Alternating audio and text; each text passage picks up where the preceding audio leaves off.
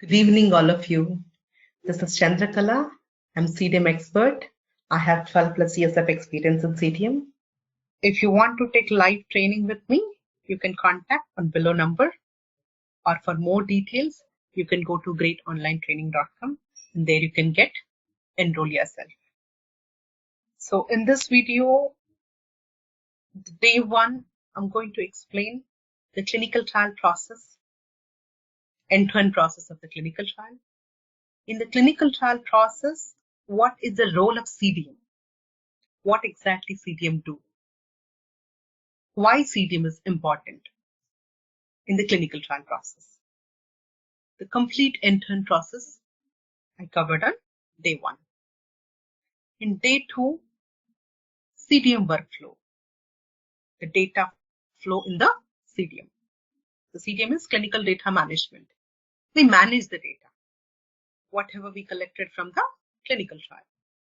The data flow and CDM has 3 phases in its life cycle. So study startup, study conduct, study closeout. On day 2, I explain all the activities of the startup.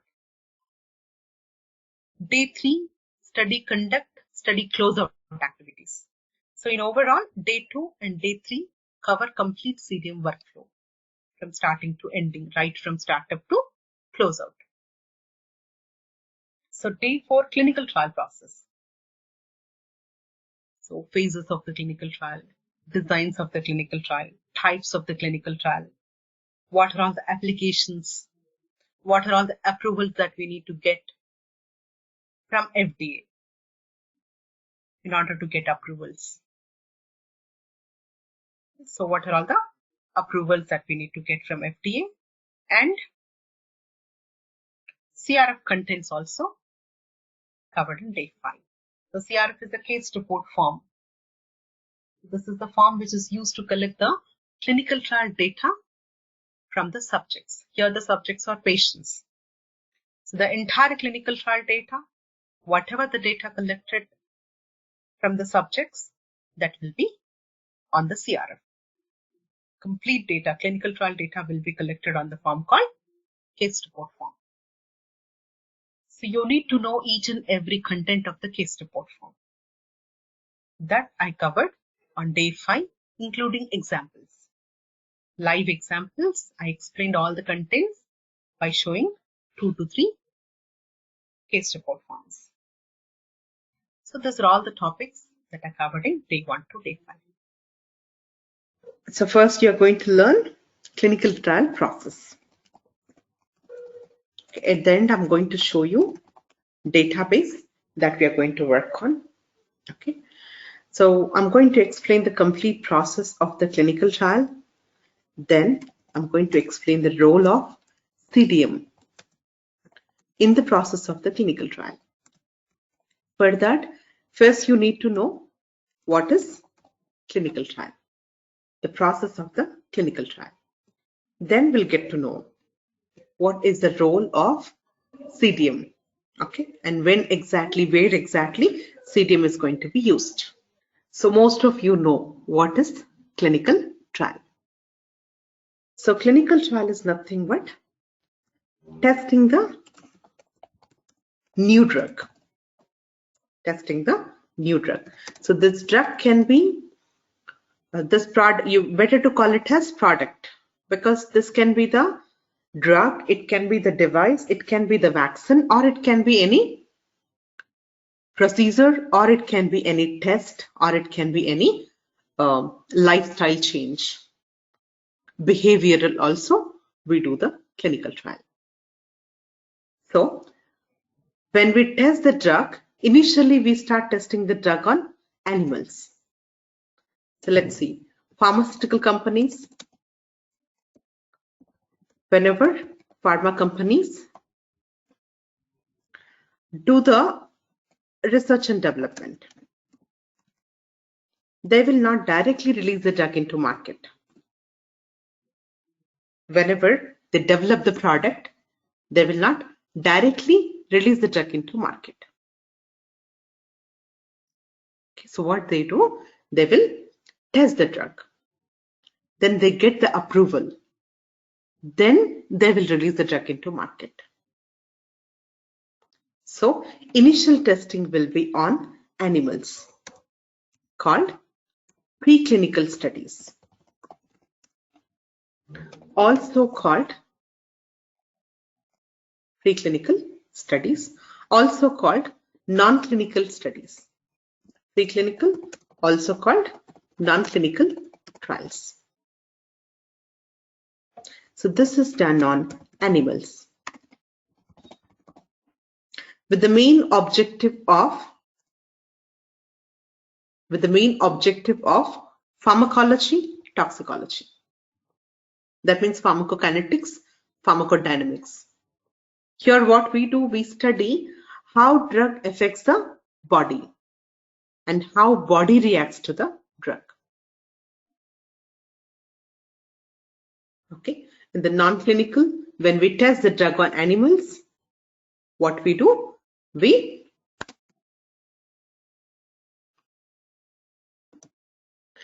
test the drug on animals to study kinetics and dynamics as well toxicology. So pharmacology and different types of toxicology.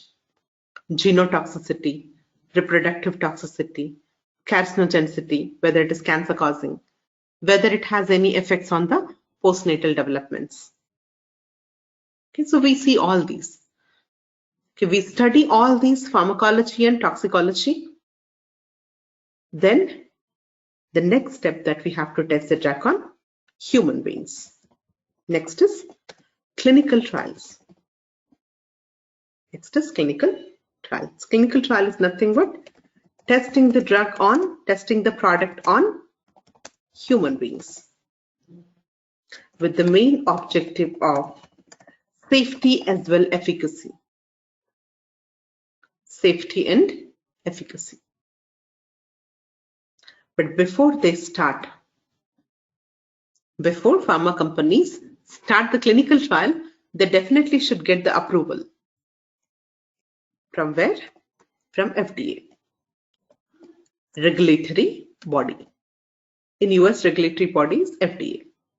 So different countries, different regulatory bodies. Okay. So this approval is called investigational approval. Investigational license, because further we need to investigate the product on the human beings.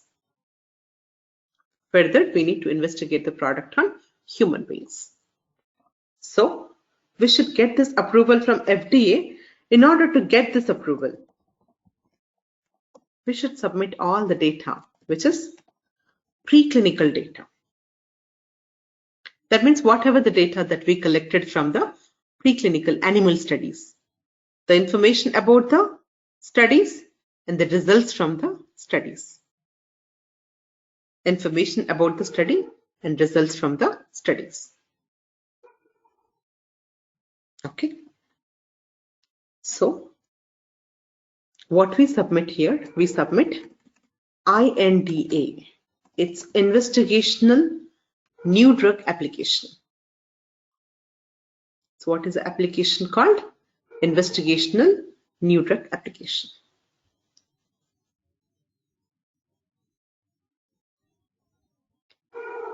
Okay. So the application called INDA, so by which pharma companies will get approval from the FDA. In order to proceed further, in order to conduct the clinical trial, we should get approval from the FDA. So after getting approval, then we are good to start with the clinical trial. So clinical trial is nothing but testing the drug on human beings. So this will be done in 3 phases. Phase 1, phase 2, phase 3. So phase 1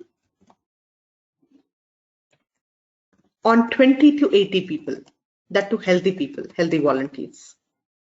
95% phase 1 will be done on healthy people, healthy volunteers. So this main objective here is only safety. We only focus on the safety, will not see how well the drug works against the disease. That means we will not see the efficacy point here. We only focus on the safety. Once we know the drug is safe, then we'll experiment on 100 to 300 people. This time the deceased people, patients, because here we have objective safety and efficacy. Along with the safety, we even assess efficacy here, with the drug working on the particular disease. Once you know the drug is effective on the disease, then we'll increase the number of patients to get additional, more extra information on the safety and efficacy. Okay, so 1,000 to 3,000 people will be involved here for the same objective safety and efficacy of the new drug. For the same objective safety and efficacy of the new drug.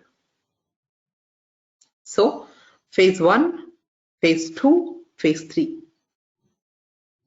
We have 3 phases of the clinical research. Okay, so we follow different designs here. We have different types of the clinical trial.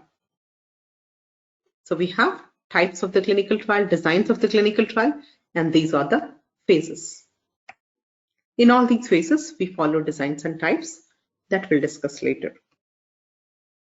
So once we get the approval from the FDA, then we start conducting clinical trial on the human beings. So this will be done in 3 phases. So stepwise, we go on increasing the number of people, number of subjects. Okay, so first one only for the safety. Second one, safety along with the efficacy, but only on 100 to 300 patients. Safety and efficacy on 1,000 to 3,000. Phase 3. So here we confirm the safety and efficacy. We confirm safety and efficacy on 1,000 to 3,000 people. So we'll get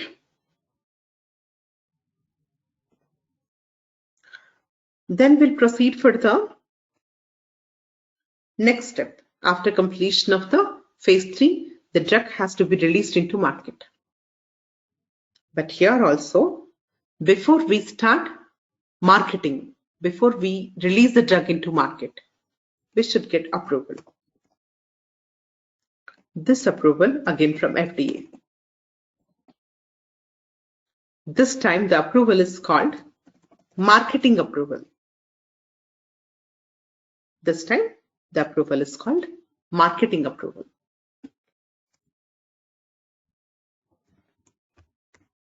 Okay, so we get marketing approval by submitting NDA.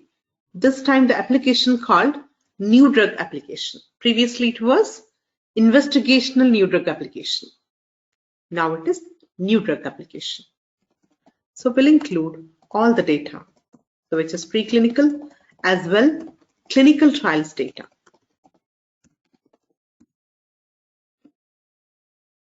Now once we get approval, then we start marketing product.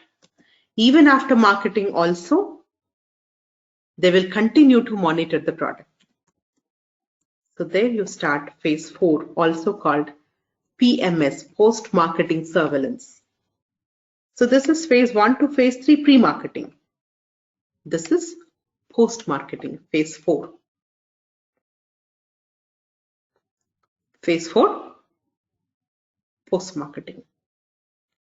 So this is to detect rare, identify the rare, unusual, long-term adverse effects. Because here we see different type of people, large group of people, and different type of people from different background, different places, different food habits. Okay, so different lifestyle, different diseases, different medications. So we'll get chance to see rare, unusual, long-term side effects which are not detected, not seen, not documented in any of the phase 1 to 3 clinical trials. So rare side effects, unusual side effects. So this is complete process of the clinical trial. You can see right from preclinical till marketing, right from lab till pharmacy. The drug is released into pharmacy, right from lab testing till pharmacy. So throughout the process, if you can see, the pharma companies are called sponsors. Okay, so whoever sponsoring the clinical trial. So pharma companies, they should get approvals from FDA. So how many approvals that they should get? 2 types of approvals. They should get 2 types of approvals. You can see one approval before we start clinical trial, after completion of the preclinical. Another approval before we start marketing, after completion of the clinical trial phase 3. So we should get 2 types of approvals from FDA. In order to get these approvals, you can observe we are submitting data to FDA. We are submitting data to FDA. So we are submitting data to FDA after preclinical trials. Whatever the data that we are collecting from the preclinical studies, we are including in the application INDA and we are submitting. And whatever the data we are collecting right from preclinical phase 1, 2, 3, the complete consolidated data, we include in NDA and we are submitting it to FDA. So throughout the life cycle of the drug, we should get 2 approvals. One is to conduct the clinical studies, another is to market the product. So to get these 2 licenses, 2 approvals, we should submit data to FDA.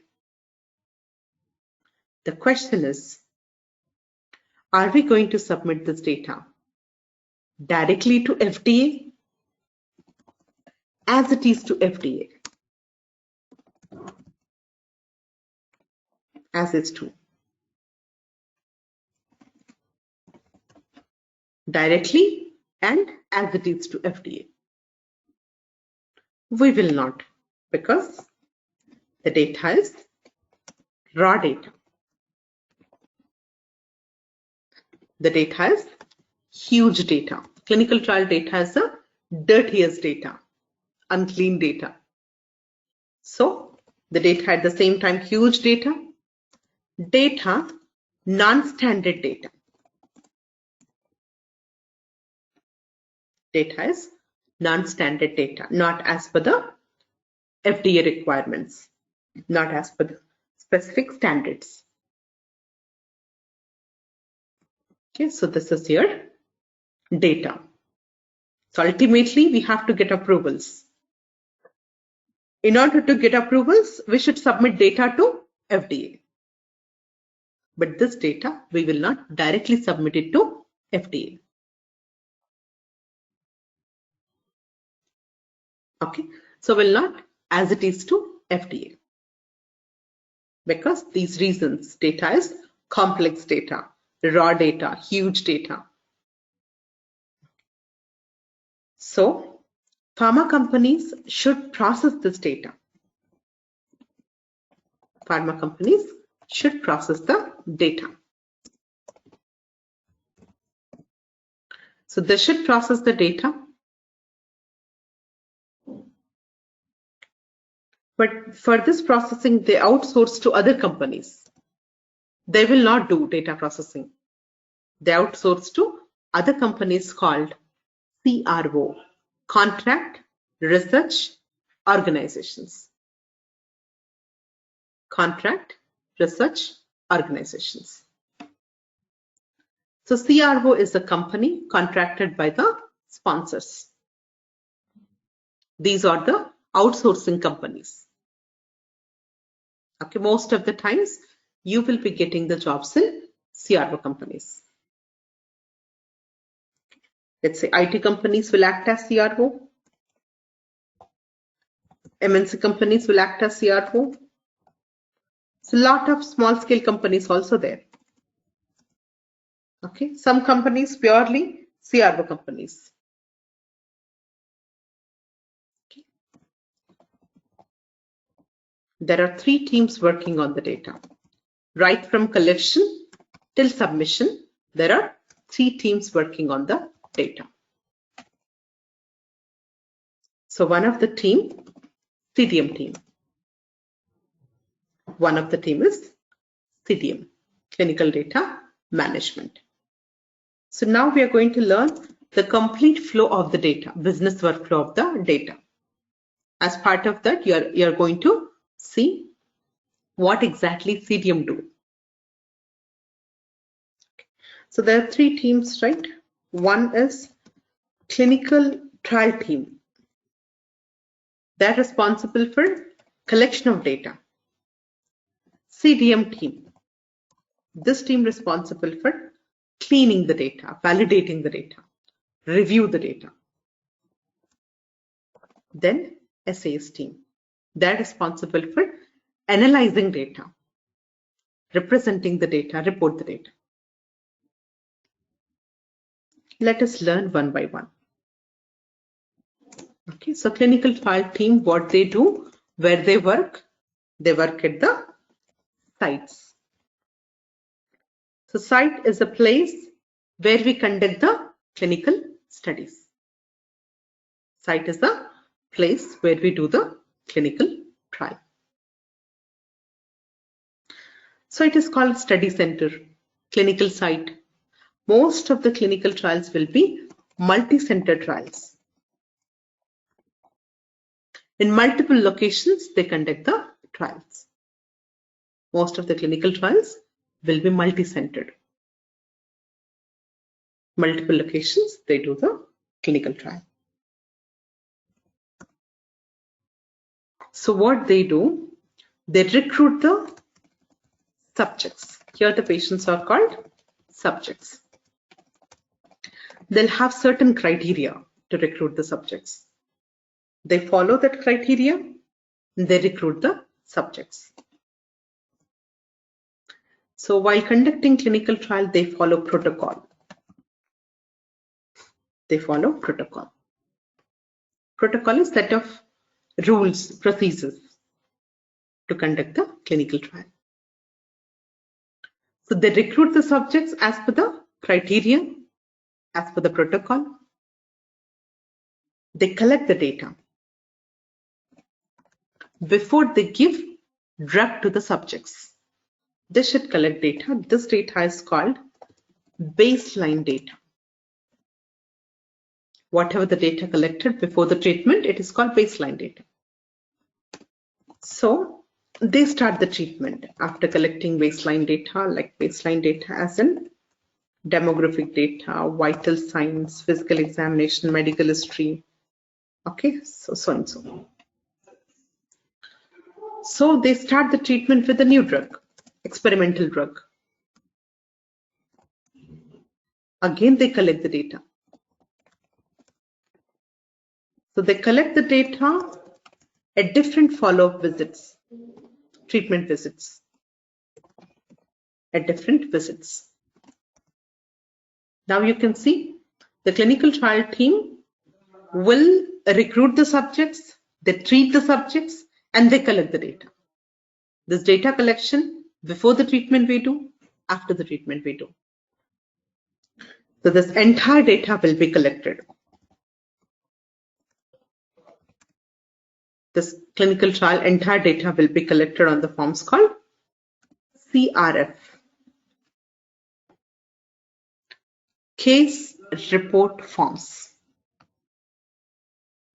So what is CRF? Case report form.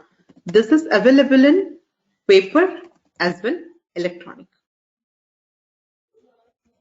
The case report forms available in paper and electronic. They use, so clinical research team even use electronic systems, EDC systems, electronic data captures. Okay, so they collect the data on the forms called CRF. Now you have your complete data on the forms called CRFs. You have your complete data on the forms called CRF.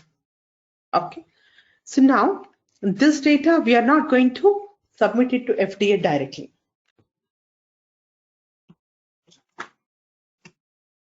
We are not going to submit the data directly to FDA. So we'll send it to CDM. We'll make the data available to CDM. Okay. So we'll transfer this data to clinical data management teams. So as the data is raw data, we will not directly submit to FDA. So CDM has to work on the data. CDM has to clean the data, validate the data. How they clean the data, how they validate the data? They use databases. They clean the data, they validate the data using databases. Okay. So they use different tools here. It is called CDMS, Clinical Data Management Systems. So let us understand what is raw data first. Then I'll explain what exactly CDM do. So they handle the raw data. What is raw data? Raw data is invalid data, incomplete data, illogical data,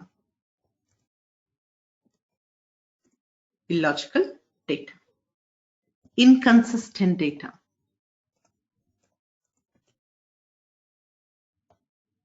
incomplete, illogical, inconsistent, inaccurate. So it is nothing but anything not as per the requirement. Raw data means anything not as per the requirement. You're expecting something, the data which is entered on the CRF is different. Let me show you one CRF. I'll just explain all these. So what is invalid, what is incomplete, what is illogical. So I'll explain all these on one CRF case report form I'm going to open. So whichever the CRF which I'm going to open, so this is with the full of discrepancies. This is paper CRF anyway. This is the paper CRF. Observe the paper CRF. Just see the question number 2. I'm just pointing wherever we have error, raw data. It is called discrepancy. We can call it as discrepancy. The discrepancy can be the error, it can be missing, it can be invalid, it can be inconsistent. These are called discrepancies. Let's say question number 2. Just go through the question number 2 and see the response which is entered. Is that response correct? Or do we have any error or discrepancy in that? It's not correct. It should be 0 or 1. Right. Either it should be 0 or 1 because the code list is given, the values are given 0 or 1. You can see that they have clearly mentioned here either 0 or 1. But the value that is entered 3, there is no 3 listed here. So this is invalid. See the question number 2. Sorry, question number 5. So they're asking data of hematology.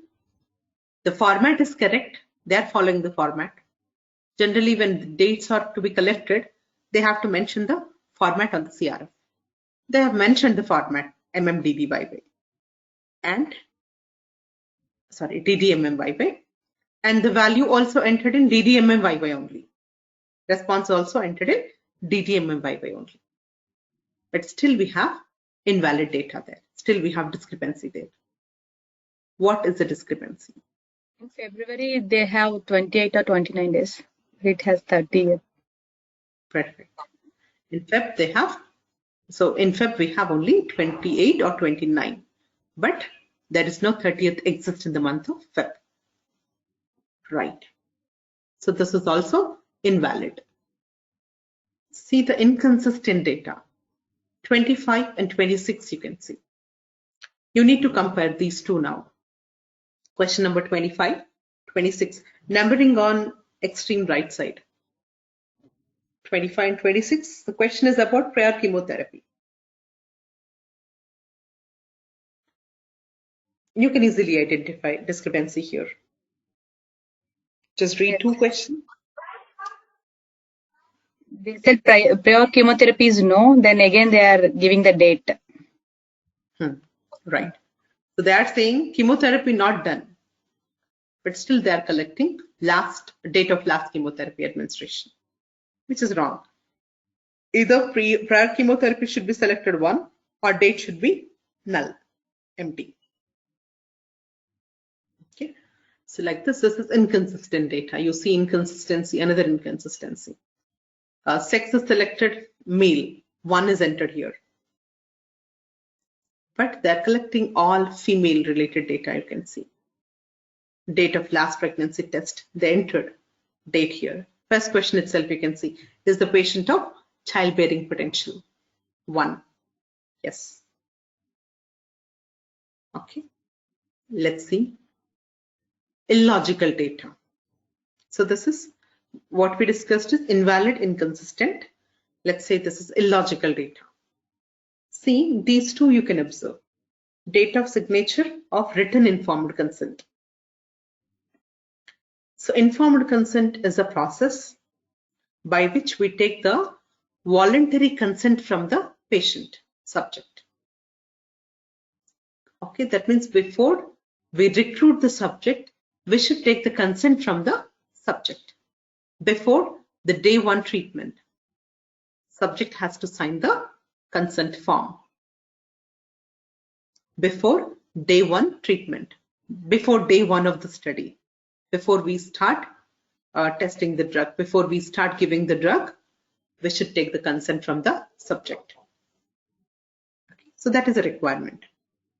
But you can see here, if you can observe these two. Are they in the logical sequence?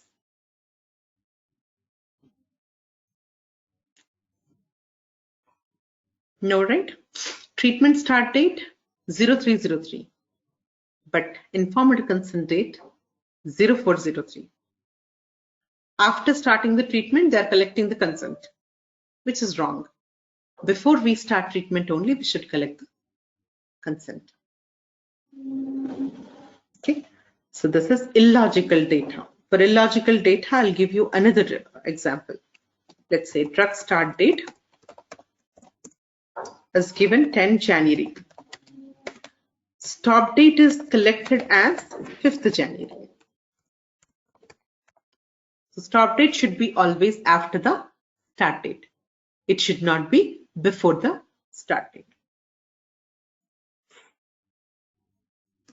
Okay, so this is what? Illogical data. Now you know invalid, you know illogical, you know inconsistent. Incomplete means something missing.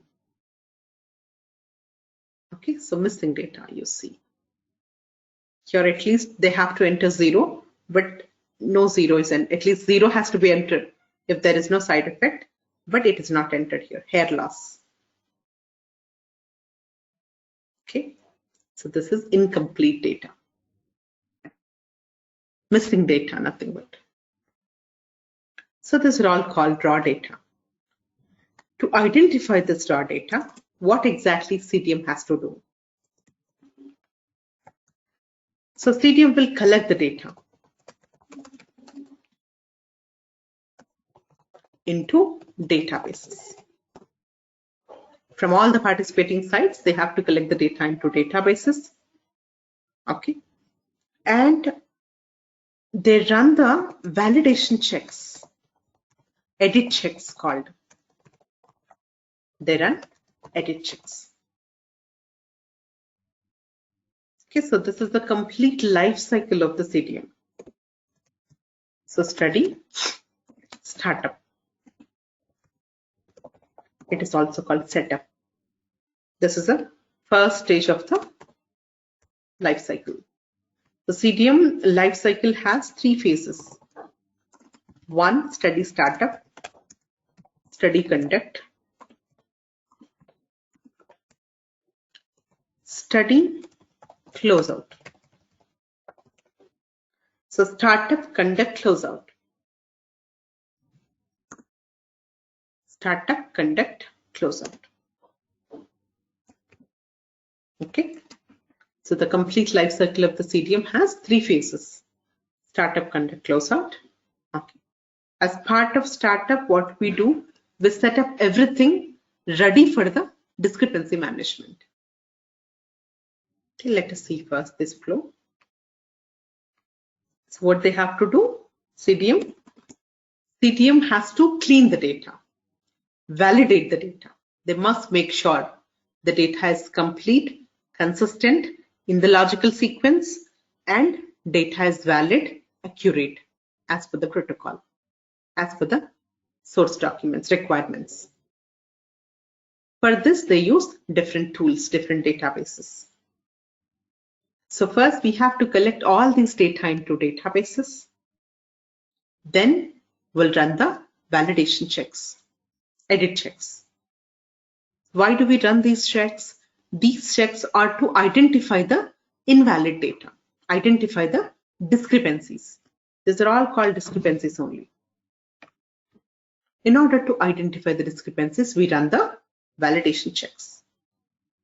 Some checks the system will automatically run. Some checks we run.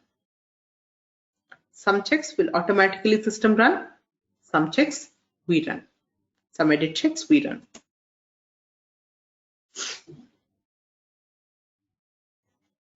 Okay. So anyway, while entering data, some checks will be run. After completion of data, some checks will be run. So in overall, they have to run the validation checks on the data which is collected into databases. As a result of these validation checks, we get the invalid data, discrepancies. So what we do the discrepancy management. How they manage? They identify the discrepancies. They locate the discrepancy and they resolve the discrepancy. In order to resolve the discrepancy, in order to correct the data, they may generate the query. And they may generate a query. Through this query, they communicate with the site. They generate the query and they send it to site. The site people will answer this query. So they resolve the query. So after all this process, when your data is clean by performing the discrepancy management and the query resolution. So once the data is clean, complete, accurate, okay, when it is ready for the analysis, we log the data as well, we freeze the data. We log and we freeze. Then we extract the data. We extract the data into where? Into statistical systems. Into statistical systems. SA systems for the analysis. That means we are releasing the data for the analysis. As the data is raw data, we are cleaning it. As the data is huge data, statistical people will analyze the data. They follow SAP, Statistical Analysis Plan. As per this, they analyze. So CDM has DMP, Data Management Plan. The complete process will be explained in the DMP. So clinical trial will follow protocol, CDM will follow DMP, SAS team will follow SAP, Statistical Analysis Plan, Data Management Plan. So they analyze the data. As well, they represent the data. Finally, they create TLS, tables listing figures, submit this to FDA, Food Drug Administration. You can see the flow. Clinical trial team collect the data on the forms called CRFs. Your data is on the CRF. Okay, so this will be handled by the CDM. CDM will review. CDM will manage. CDM will clean the data. CDM will make sure the data is clean, complete, accurate, and in the logical sequence, consistent. So they validate the data. Then to assays. Assays will analyze and they transfer the data to FDA by producing TLFs, table listing figure.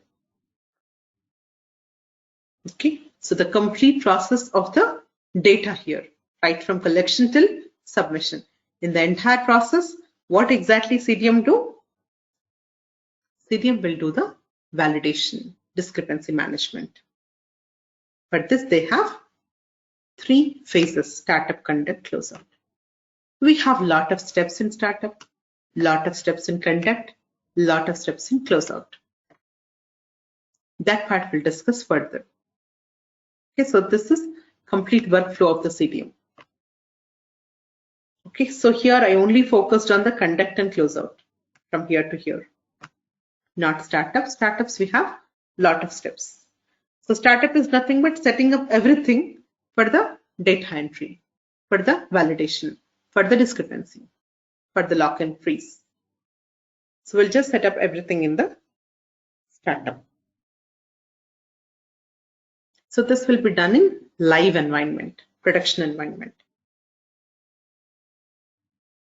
Okay. So this is what your complete process. Let us see the curriculum. So clinical research, theory which I'm going to cover. In this clinical trial process, designs, phases, types, guidelines. Okay, so the documents along with the examples like protocol. You will know the each and every content of the protocol with the examples like CRF, case report form, IB, investigator brochure. So all the documents and the guidelines, GCP guidelines, SOP, okay. 21 CFR guidelines you're going to learn. Then the CDM theory, the life cycle of the CDM, startup, conduct, closeout steps, collection, entry, validations, discrepancies, types of discrepancies, DMP, along with the example, CCG, CRF completion guidelines, along with the example, DVP, data validation plan. All the documents here also complete process, guidelines, and the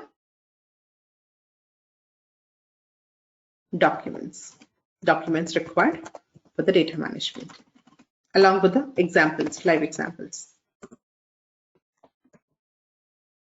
Third one, so hands-on training will be there on database.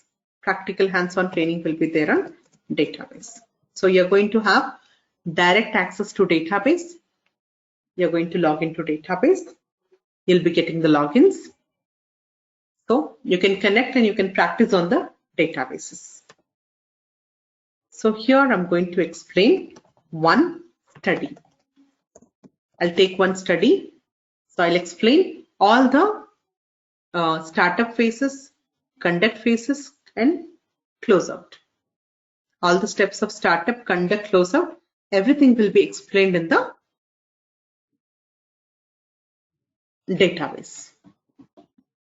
Okay, here I'm going to use the database Oracle Clinical RDC, remote data capture.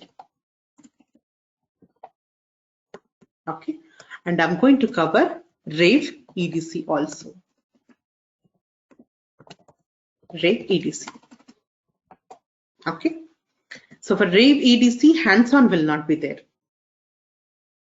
Okay, for Oracle RDC or OCRDC, hands-on will be there. You'll be connected to the system and you'll be practicing. So Rave EDC, Oracle RDC, same. Only interface differ. That interface I'm going to explain in the Rave EDC, but you are not going to get hands-on for the Rave EDC. You'll get complete access to the Oracle Clinical and RDC. Okay, so these are all the curriculum. 30 hours is the training duration. Every day 1 hour, 30 hours. So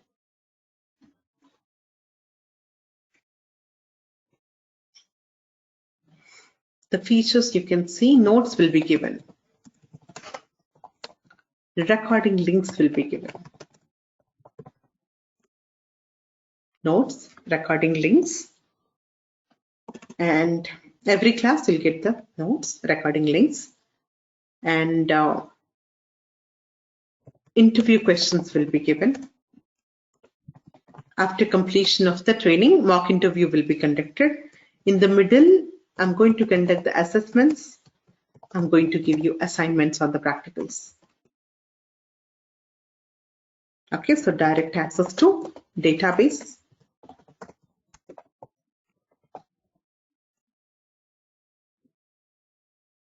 Okay, so I'll show you database. Resume preparation also will be done. I'll send you sample resumes and you can prepare the resume. I'll review the resume. So I'm going to show you the interface where we are working.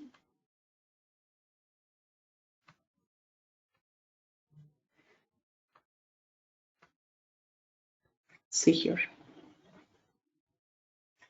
So this is the database. So we have OC and we have RDC, remote data capture.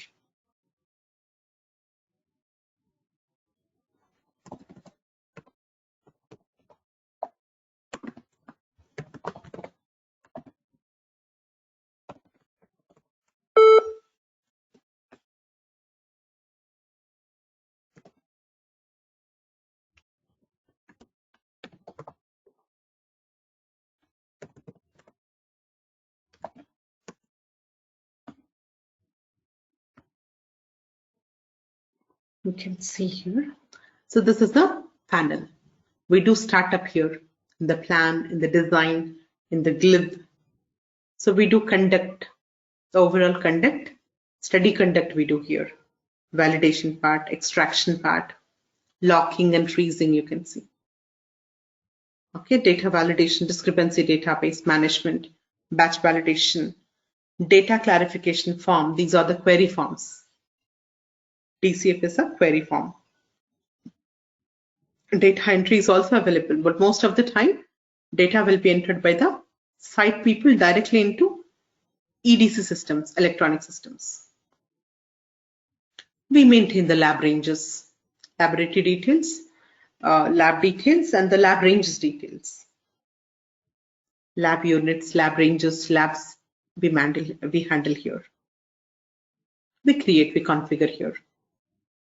Okay. So this is navigator panel. If you go on expanding, see you'll be getting the windows open like this.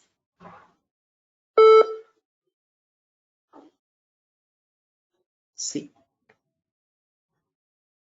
So for this, you will be getting the logins. I'll give you logins and you can practice. Okay, simultaneously, I'll explain all these things on Rave also. This is another tool. Rave is another tool.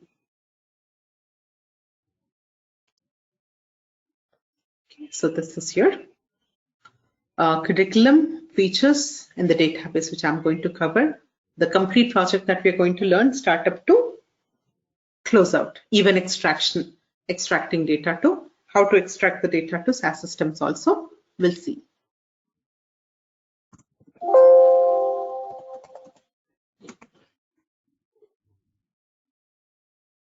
Okay.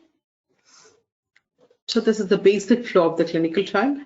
And this is, you can see the right side. Sorry, left side. Left side, you have the complete flow. Okay.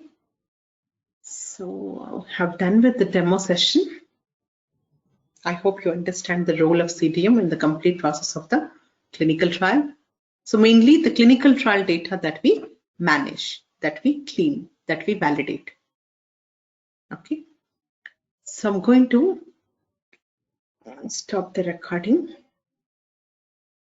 So last class we discussed with the clinical trial flow, right?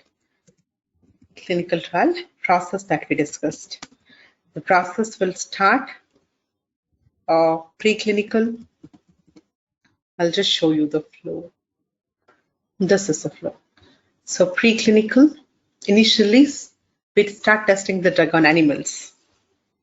After that, we are going to start the clinical trial, but before we start clinical trial, we should submit application to the FDA, INDA application. So investigational new drug application. By this application, pharma companies will be getting approval from the FDA by submitting all the preclinical data. So once this application is cleared, when you get the approval, then you start conducting clinical trial. Clinical trial phase 1, phase 2, phase 3. After completion of phase 3, NDA will be submitted to regulatory authorities, FDA. NDA is the application, new drug application. So once this application is cleared,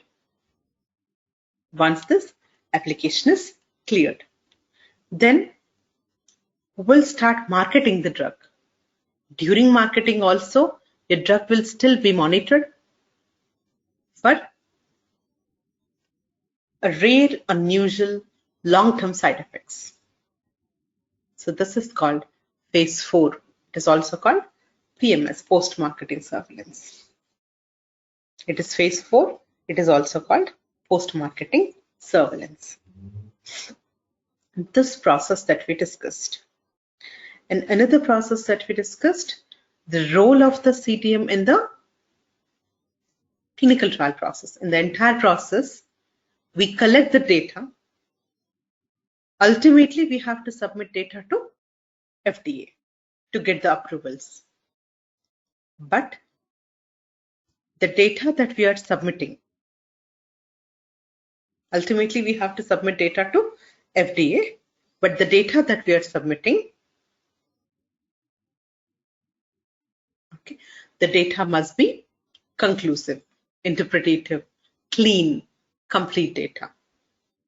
But clinical trial data is a dirtiest data, unclean data, because we use different sources to collect the data.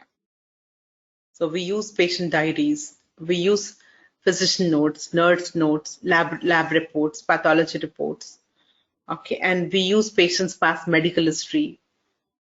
So we use different sources to collect the data. So that's the reason data is very complex. So we need to sort the data. We need to clean the data. Okay. So now this is the clinical trial process. What I'm going to do now today, I'm going to explain the CDM process. I'm going to explain CDM process, the workflow of the CDM. What exactly CDM do? So generally CDM, when they perform their activities, they follow DMP, Data Management Plan. CDMP, Clinical Data Management Plan. So this will describe the complete process of the CDM, all the activities of the CDM. Complete process of the CDM will be explained in the DMP. So right from the startup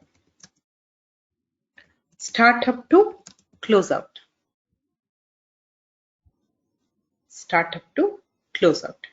The complete process will be explained in the DMP, Data Management Plan. Okay, so this will be created by the CDM, Clinical Data Managers. Okay. So CDM has 3 phases. In the life cycle, CDM has 3 phases. Study startup,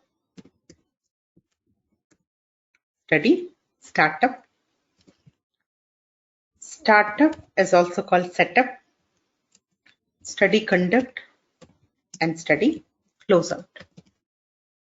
These are the 3 phases of the CDM. Now, what is the role of the CDM? In the clinical trial process, what exactly CDM do? Can you tell me what exactly CDM do? We clean the data. Clean the data by using database. Database, right. Clean the data and validate the data. Okay. I'm just explaining the process here in reverse. See, ultimately, we have to clean the data. To clean the data, what do we need to do? We need to collect this data into databases. Need to enter this data, clinical trial data, into databases. So to enter this data, you must have data entry screens. You must have data entry screens, nothing but the electronic CRFs. To enter the data into databases, you must have the layout, data entry phase, data entry screen. It is called electronic CRF. CRF is a Case report form. report form. Right. It is used to collect the clinical trial data from the subjects. It is to collect the data. It is to collect the data from the subjects. It is available in 2 forms, paper and electronic, but most of the times we use electronic.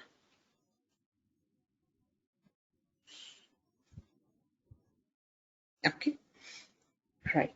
So data entry screens you must have. That means you must design the electronic CRF. The concept is called electronic CRF design. So when you start designing the electronic CRF, is it the study specific or is it common to all the studies? As a CRF? Depends on the study. Depends on each study, ma'am. Each study is different. Right. Each study data collection different. Each study parameters different. Each study analysis also different. So the data collection also different. So it is study specific. It's not common. So whenever you start designing the CRF, it will definitely ask you to select the study. Whenever you start designing, not only designing, when you start entering data, it will ask you to select the study. When you start validating data, it will ask you to select the study. When you start designing the CRF, it will ask you to select the study. In all these steps, your system will ask you to select the study. So the basic step, the first step, basic step is study design. Okay. Just observe here. I'm just opening database. You can see when I start entering data, immediately system will ask you to select the study. See, select the study. Let's say when you start designing the electronic CRF, I'll explain the terminology. This is CRF. You see, it is asking for the study. When you start validating data. Ma'am, a quick question. Yeah, please. Ma'am, as a CDM, do we need to do the data entry or it will be like already preloaded the data? No, preloaded data. Most of the times it will be collected in the EDC systems. Okay. We have two Okay, types of fine. collection, paper and electronic. If you are going Yeah. with the electronic, if your study prefer electronic, site people will have access to EDC systems. They'll be directly capturing the data into EDC system. But So it's all the preloaded. The data is preloaded in the system already. right. But the Okay. EDC Okay. configuration will be done by CDM. So Okay, fine. whatever the Okay. EDC systems available to the site, okay. So as a CDM, we configure them and give it to site. The site will Okay. open and site will log in. Site will directly enter the data. Okay. Thank you. Okay. So here we have RDC, remote data capture. Here. So where site people have access, we have it. We'll see that. How to configure that and how to make it available to RDC. Right. So that means in overall that you see, okay, discrepancy management also you see. When I open discrepancy database to see the discrepancies, see, this will ask you to select the study. So in overall, study is mandatory and basic step, first step, you must design the study first. Because further, if you perform any activity, it will ask you to select the study. So first you must design the study in the database. You must first design the study in the database. Okay. So it has three main phases. One, study startup. This will take only 15% of the CDM work, CDM activity. Second one, study conduct. Study conduct. This will take 60% of the CDM activity. Let's say study closeout. This will take 25% of the CDM activity. So this will be 15. This is 60 because the first one is not repetitive. Second and third repetitive. See. So this is the basic flow. I'm just explaining in reverse. Ultimately, you're going to validate the data, clean the data. But to clean the data, you must have the data in the database. For that, we must design the electronic CRFs to enter the data into databases. Okay. And to enter the data into databases, you must have electronic CRFs. We design them. Before we design eCRF, we should design the study. So the basic step, study design. But before we start designing study, you must make sure the DMP is created and live, the data management plan. So the complete process will be explained, will be described in the DMP. Okay, so DMP is a basic document that the CDM people must have. Okay, let us see one by one. The steps I'm going to explain one by one. In the startup, what we do, in the conduct, what we do, this will take 2 days. Okay, today and tomorrow we are going to focus on the CDM process. In the startup, the first step, as we discussed, study design. What is study design? It's nothing but protocol configuration. Protocol configuration. So in this, within the study design is nothing but whatever the required components of the study that we configure here, that we create. Configuration, nothing but creating. In the database, we do create all these. So what exactly study requires? We need to name the study. so that study ID we give with this ID throughout the database, throughout all the spaces, startup, conduct, closeout, your study will be identified with that code. So we assign the code for the study. We add the title of the study. So while designing study, the basic document that we follow, protocol and the DMP. Okay, so because we must know the sites, investigators, patients. So the first step here within the study design, naming and defining the study. So what does it mean? Entering the basic details of the study, like study ID, title of the study, version of the study, in which country that we are conducting the study, who is the sponsor sponsoring the study. So which is the program for this? Duration of the study. These are all the details that we do. Okay, you can see when you start designing study, these are all the details it will ask. See, the practical sessions we'll discuss. We'll take one study and we'll completely do one project on this one. Okay, so I'm just explaining, I'm just showing the windows where exactly we do the study, what exactly naming and defining the study. All these steps, whatever we are discussing today, all these steps going to cover in the practical sessions, hands-on practical sessions. Okay, so this is the naming and defining. You see,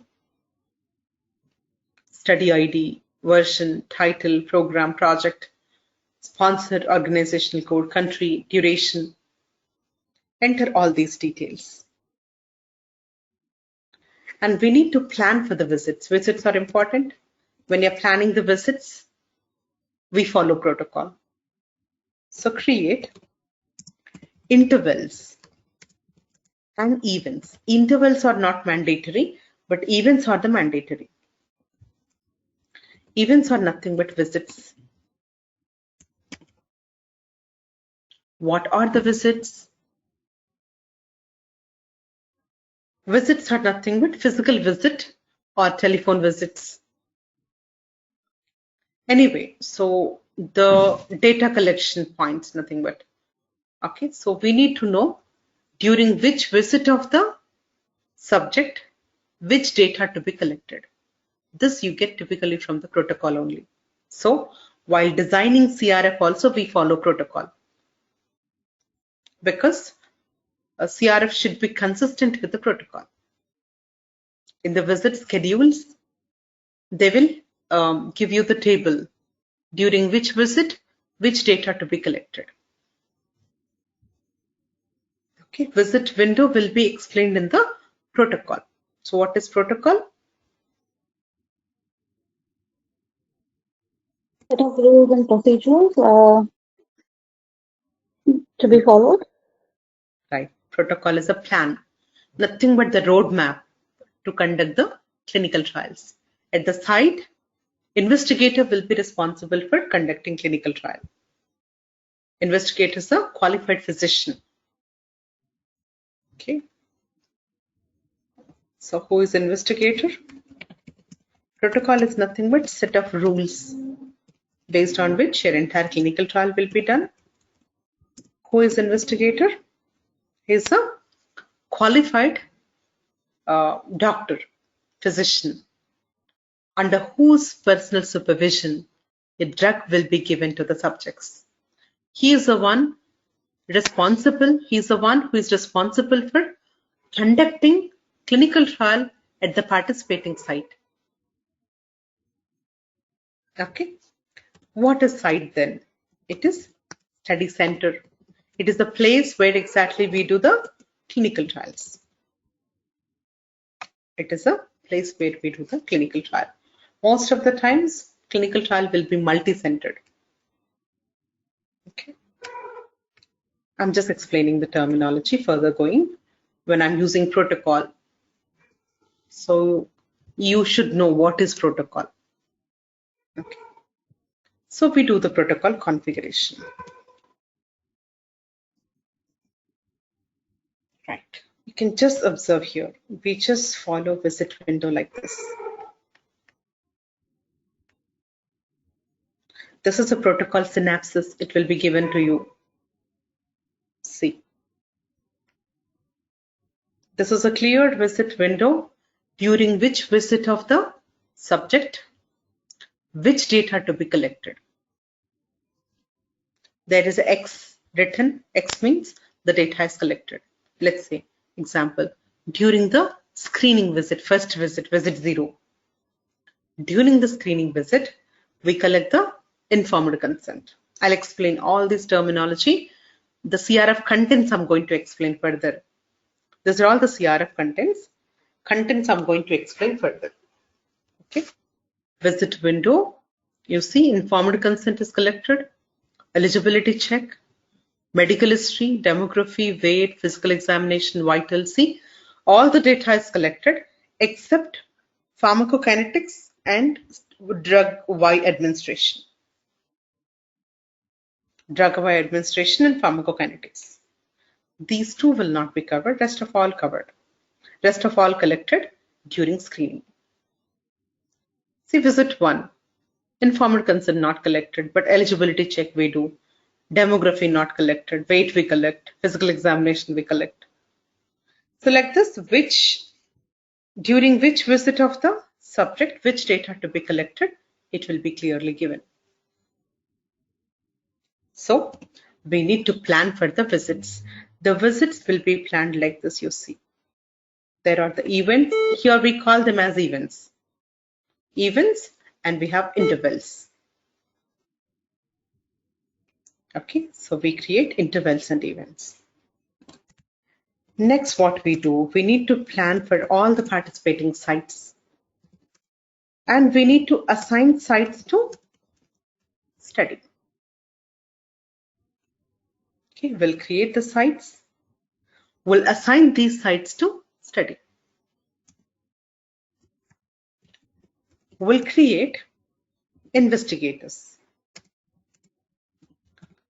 Assign investigators to study sites.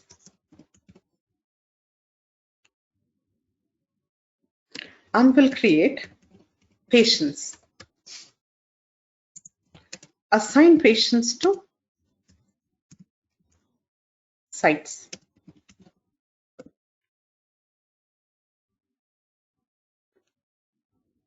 Assign patients to site. Okay, so like this we plan. So investigators, patients, sites. So we have provision to create all these things in here, you can see. Investigators, sites, investigators, we assign them to study sites.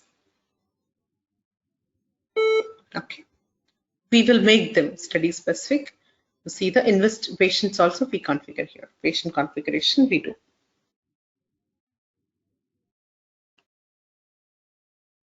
So this is complete study design. In the second step, we create the electronic CRFs. eCRF design. In the database, when you start eCRF design, it will start with basic questions. So generally on the CRF, what you have, you'll have the questions, you'll have the responses. See here. Yesterday we were discussing this. See the question, see the response. See. So this is a question. And response is entered on extreme right side. See, this is a question, response is entered here.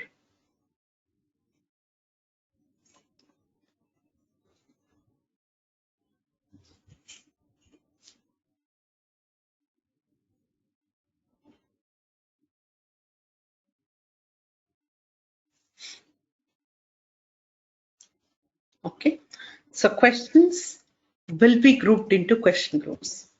I'm just giving the hierarchy here. In detail in the practical sessions, you'll understand this hierarchy. So questions into question groups, logically related question groups into DCM, logically related DCM into DCI, DCI into DCI book, DCI book, DCI book. So this is the last hierarchy. Each and every patient will have the CRF book. This is CRF. This is CRF book. This is module of the CRF. These are sections of the CRF. Within the section, you have questions. Okay. So these are all that we do in startup. This entire startup should be ready, available before you start enrolling the subject, patient. Before you start enrolling the subject in the site, we must have all these startup. Third one, validation checks that we create. So this is study specific. Whatever the study request, you create the validation checks. It all depends upon your requirement. Okay. Usually validation checks will be created, edit checks. These are edit checks. So these are created by database programmers or edit check programmers.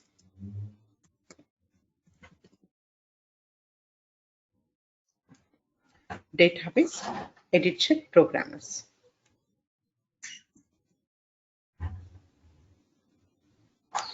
Okay. The input, they know how to create in the database, but the input that we give it to them. Okay. So database programmers, edit check programmers will create the edit checks. We'll see one example, how to create the edit check, how to test, how to move to live environment.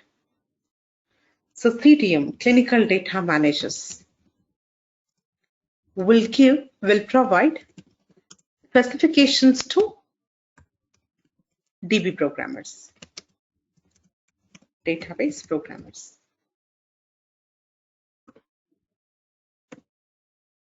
So based on the specification, that means simple terminology, database programmers, they know how to create, but they don't know what to create. What is your requirement? The requirements will be provided by the CDM managers. Right. So let's see examples for the validation checks. Why we require these validation checks? Ultimately, CDM is to clean the data, validate the data. To clean the data, to validate the data, the system will not automatically create the errors, right? Show you the errors, detect the errors. You need to run the validation checks. For that, we need to have these checks in the database. So this is to check validity of the data. This is to check validity of the data. Okay, this is to check validity of the data.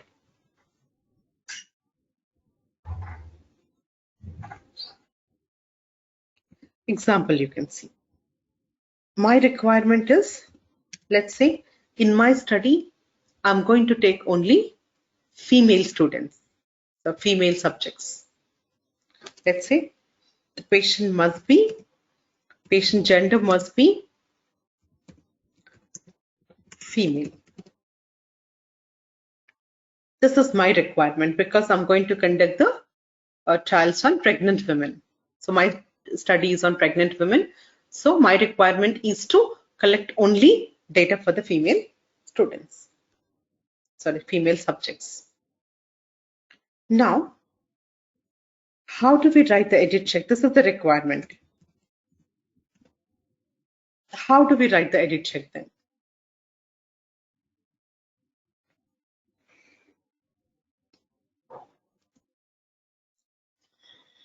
Okay, edit check. We write like this. Let's see. Edit check is nothing but logical statement, logical condition, expression. Okay, if the condition is true, then your system will show you error. If condition is true, then the system will show you error. So gender, that means when do you want to get the error? When the subject is entered as male. Not only male. When the subject is entered male, when the subject is entered unknown, when subject is entered other. You have gender values along with male, female, other unknown also you'll have. That means other than female, if you enter any other value in the gender field, I just want the system to show me error. In that way, I have to write the edit check. So, gender, my condition is, generally in the conditions we use operators, greater than, less than, equals to, not equals to, equals to, not equals to, let's say, and or logical operators, comparison operators we use. See here, gender not equals to. I'm using NE, or you can also use the symbol not equals to. Or you can also use the symbol not equals to. I'm just using NE, not equals to female. I'm writing gender not equals to female. This is the condition. If this condition true, if this condition is true, then system shows error. Nothing but discrepancy. We call it as discrepancy. When will this condition true? When gender not equals to female. Even if gender is null also, it will show you error. If gender, nothing is entered in gender also, it will definitely show you error. So other than female, if you enter any other value, if you're not entering also, system will show you error. Okay, so this is how you write the edit check. Edit check always based on the specifications.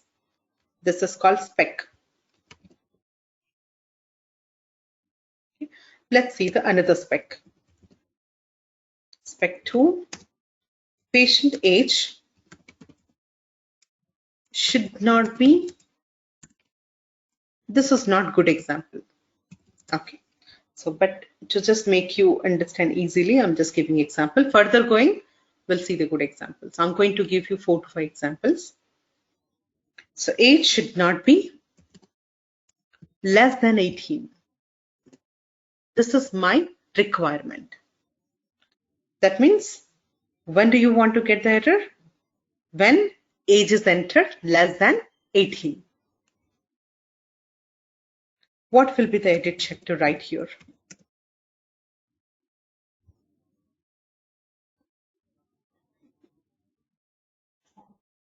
You can help me with the edit check. It's not less than 18. Like Proper condition. Not, it's not like that.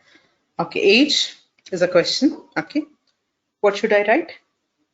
Should be. We cannot use the text like this. Should be, should not be. We cannot use proper operators. We use greater than, less than, greater than equals to, less than equals to, not equals to, equals to, and or. Using the symbol age less than 18, if this condition is true, then system show error, discrepancy. Correct. What is edit check? Edit check is age less than 18. If this condition, this is the condition. If this is true, then system shows error. When will this true? When data entry persons enter anything less than 18. any value, age value less than 18. If they're entering greater than 18, it will not show you error. That is what your requirement. Your requirement is age should be greater than 18, should not be less than 18. So if someone entered less than 18, you want an error. So this is the edit check. If the condition is true, then system shows error. So spec 3, this is good example. Diastolic BP, as per your study, diastolic BP should not be greater than systolic BP. Always DBP should be greater than SBP, should not be less than SBP. DBP should not be greater than SBP. That means always, as per your requirement, your study requirement, SBP should be more, DBP should be less. So DBP should not be greater than SBP. What will be your SBP greater symbol, DBP. If this condition is true, then system show. No. SBP should be greater. Okay. SBP. DBP is greater than SBP. If this condition is true, then system show error. DBP greater than SBP. Correct. So what is your requirement? If you enter more DBP, like this, let's say, example, more DBP than SBP, your system has to show the error. In that way, you're writing the condition. So DBP greater than SBP.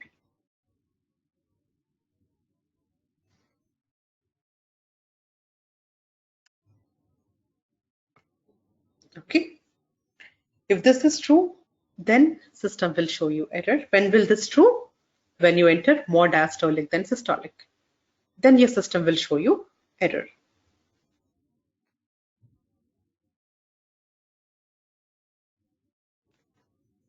Right. Let's say this is logical check. Spec 3. So drug start date should not be later than stop date.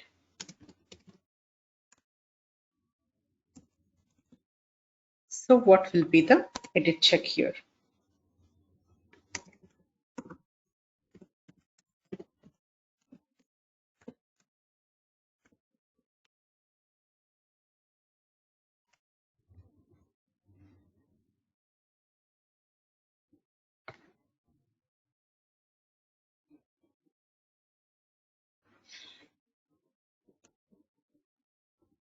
Drug start date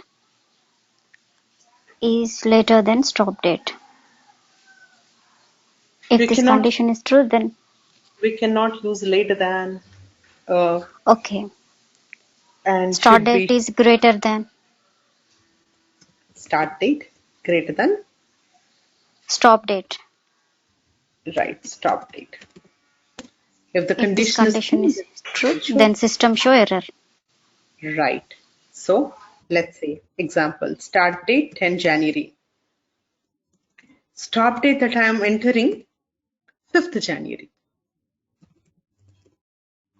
So this is not in the logical sequence, right? Stop date should be always after the start date, should not be before it. If you enter data like this, then system has to show the error. So like this, you're going to write the edit checks. Edit checks are based on the specifications. Okay. So these are all the edit checks. We write the edit checks in the database. Okay. See here, definition. See, validation processes. Okay, I'll show you one example. How do we write the edit checks here? We already have edit check created.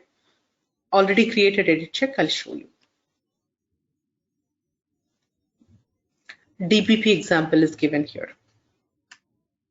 See, this is the question name. This is question name. Diastolic greater than equals to systolic.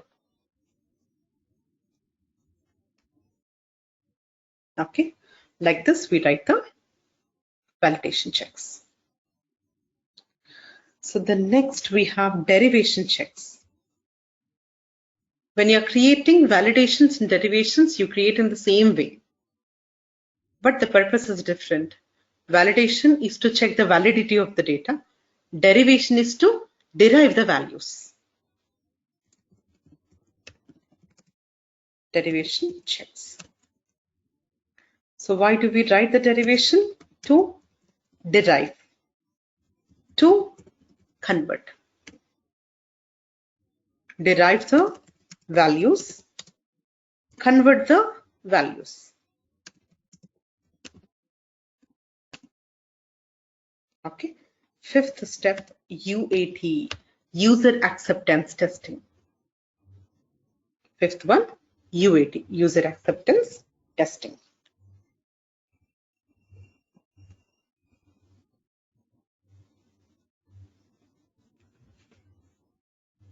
Okay, let us see what are the derivation checks. Whatever we discussed till now is a startup step only.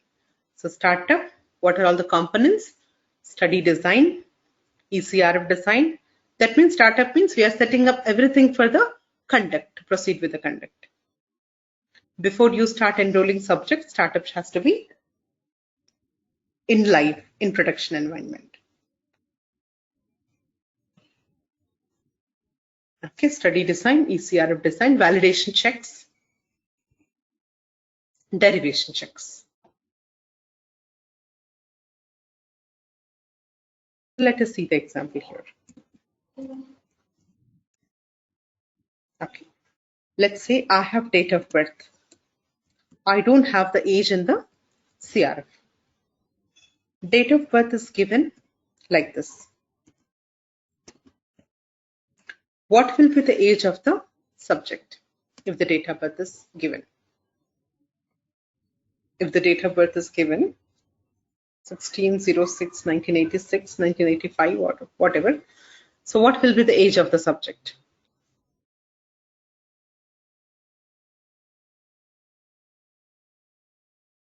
Sorry, 35. 36. How do you say it is 36? Just calculate. Age at the time they signed the informed consent. Or Usually we take that one. Okay, but what you have given 36 is based on mostly current date minus date of birth, right? Today's date minus date of birth, but usually will not take the current date. In the clinical trial, we take RF ST-DTC. So this is reference start date. Reference start date. So this is the date on which patient started the first dose of the medication. First dose of the study drug. The patient started taking first dose of the study drug, study medication. That day is called reference start date. So we use this reference start date. Reference start date minus date of birth by 365.25. This is the standard algorithm to derive the age from the date of birth. Why 365? 0.25, 365 number of days in a year, and 0.25 because of the leap year. Every 4 years, one extra day, right? So 0.5.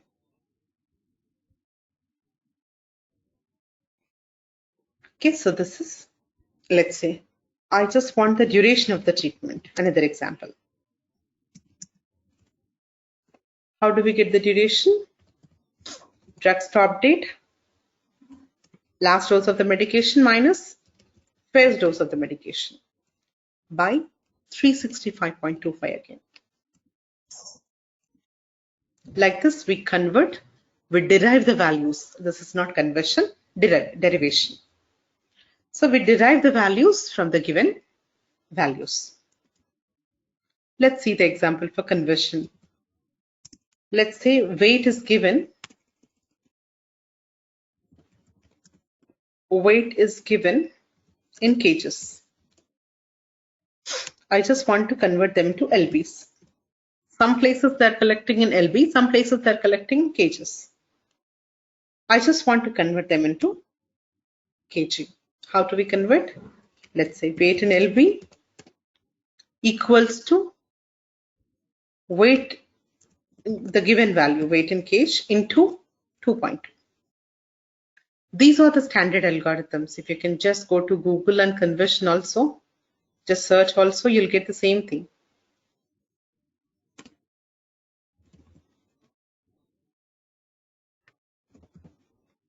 Let's see. Converting kgs to lbs.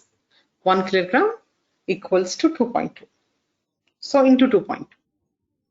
Let's say another example, conversion from Fahrenheit to Celsius.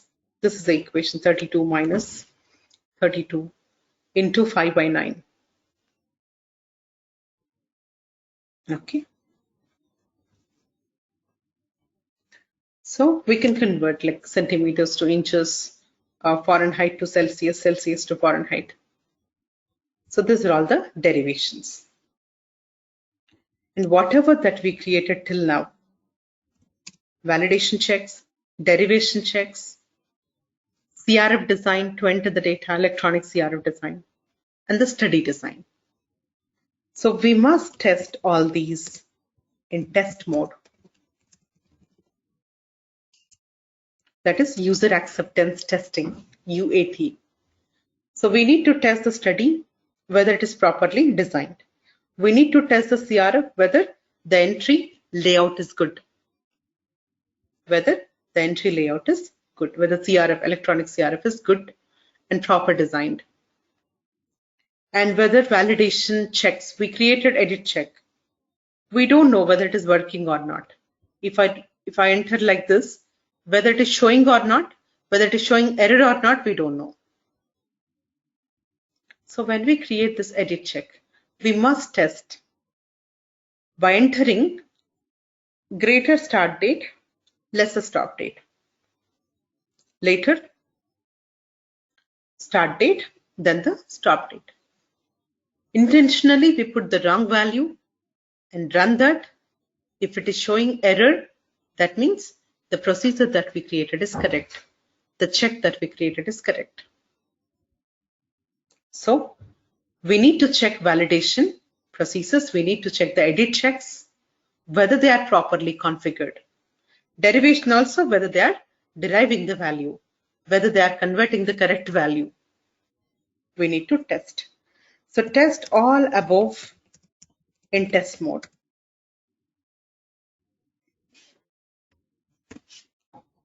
In test mode.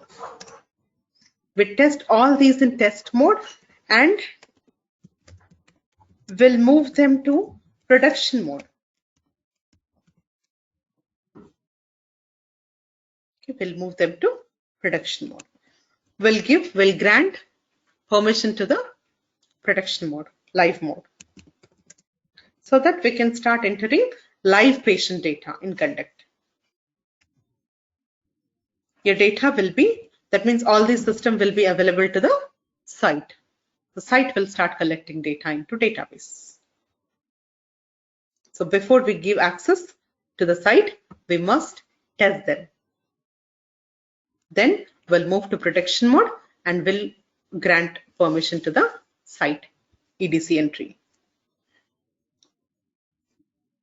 Okay. Testing also we do here.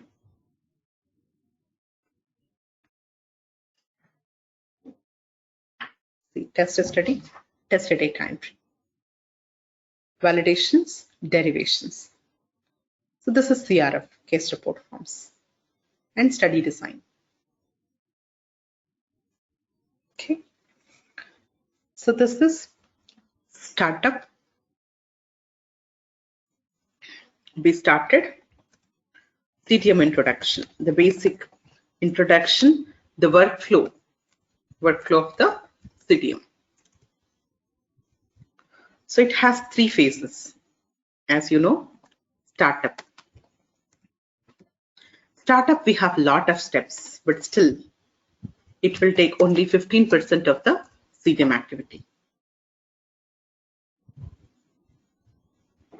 Because this is not going to be repetitive. When you get the study, you configure all these things related to study. You do study design. Okay, can you just recall the steps in startup and tell me? Naming and defining the study. The first step. Study design.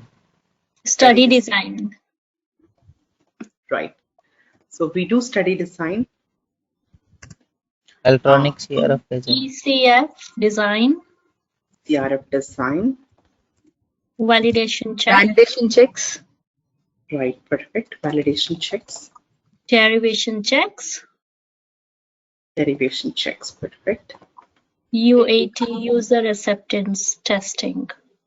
Yeah, UAT, user acceptance testing. So derivation, validation, UAT, user acceptance testing. Whatever that we have created, we must test in the test mode. Okay, we need to know whether CRF entry layout is good, whether the entry layout, data entry screens, whether they're accepting the correct values. Okay, whether they're accepting correct values.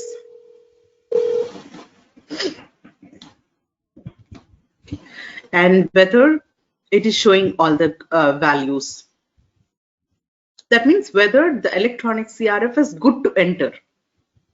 That part we test in the test mode. We create validation checks.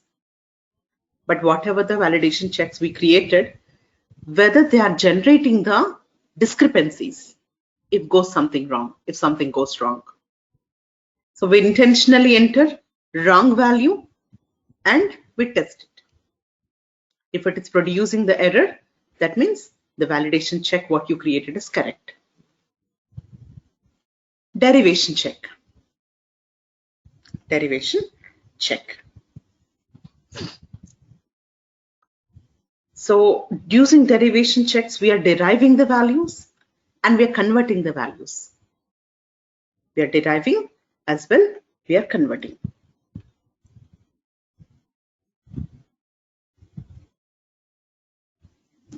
Okay. So whether derivation procedure what we created is correct. Whether these procedures are generating the values, converting the values, producing the values.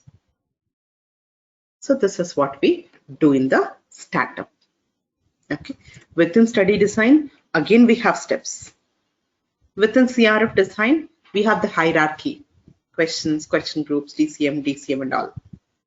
So validation checks we have, derivation checks we have. UAT. The second step is important, that is study conduct. Conduct will take 60% of the CTM work. Before you start enrolling the first subject in the clinical trial, before you start enrolling first subject. Okay, your entire startup should be ready. Then, as and when you recruit the first subject, we can directly start entering the data in database.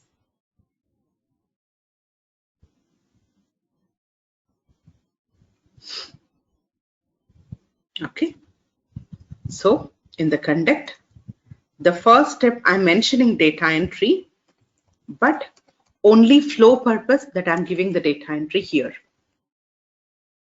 Only flow convenience. Actually, this data entry should be before the conduct. After startup, before conduct, data entry has to be ready. Data entry has to be entered. So with this entire startup, what we are doing, we are creating EDC systems. Okay, with this complete process, we are creating the complete electronic system. Okay, and we'll make it available to the site. Site will enter the data into databases. Who will enter? CDM will not enter. In case of paper, CDM will enter. But nowadays, no one is going for the paper.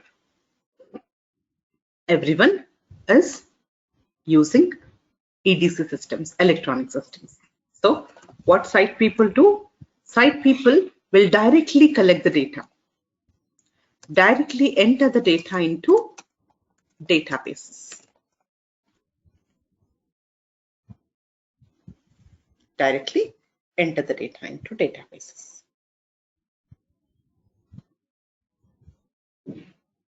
Okay, so that's the reason data entry should be before conduct.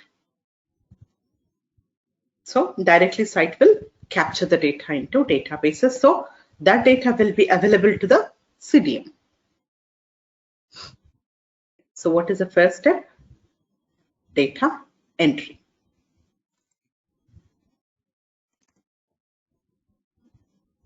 So question, who will enter the data? It depends upon the data collection. If it is paper-based, data collection. If you are using paper-based, if you're conducting paper-based clinical trials.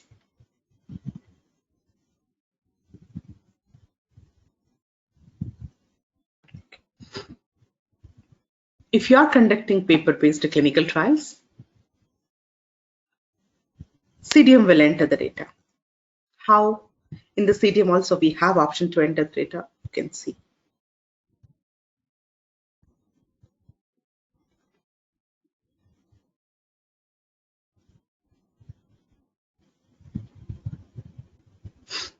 See, data entry.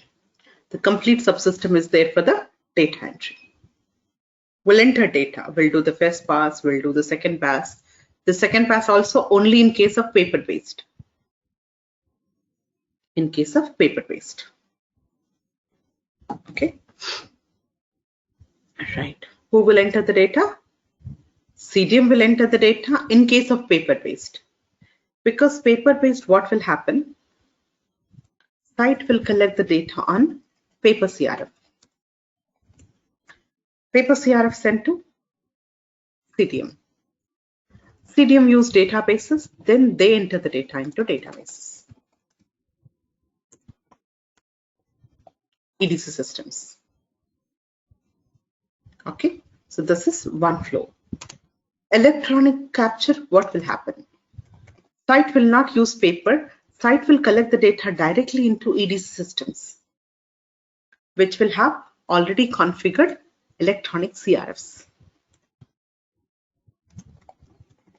Configured by CDM. Okay, so this is the data flow. Data entry also depends upon the paper-based electronic. If it is electronic,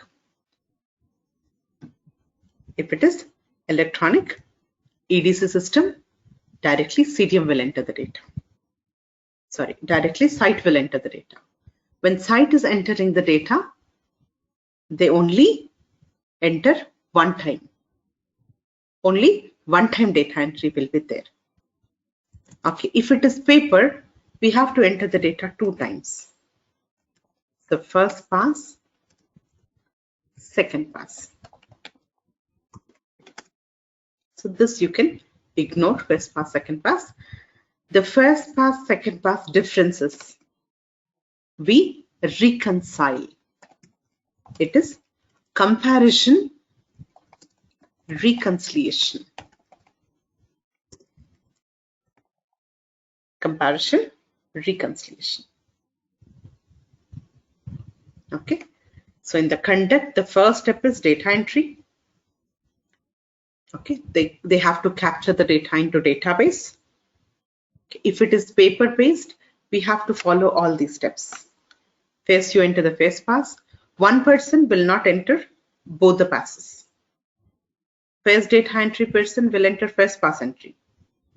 Second pass entry, second data entry operator will enter the second pass entry. Two persons will enter first pass and second pass. Two different persons. So after completion of second pass, we'll compare the fields, whatever that is entered in first pass, we cross-check with the second pass. Whatever the data is entered in second pass, we cross-check with the first pass. That will be done in the reconciliation.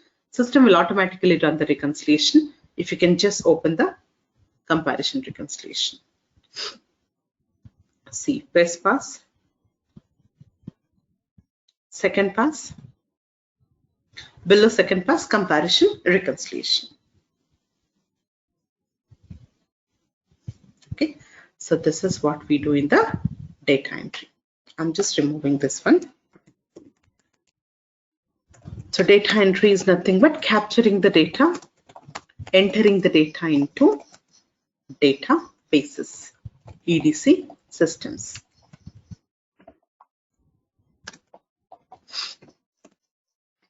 So this is first step. Actually, this has to be done before the conduct only. So second one, only flow convenience, I'm just giving data entry in the conduct. The second one, after once we have the data in the database, what we do? We do the validation. Our main role is to validate the data, and we start executing validation checks. We start executing validation checks.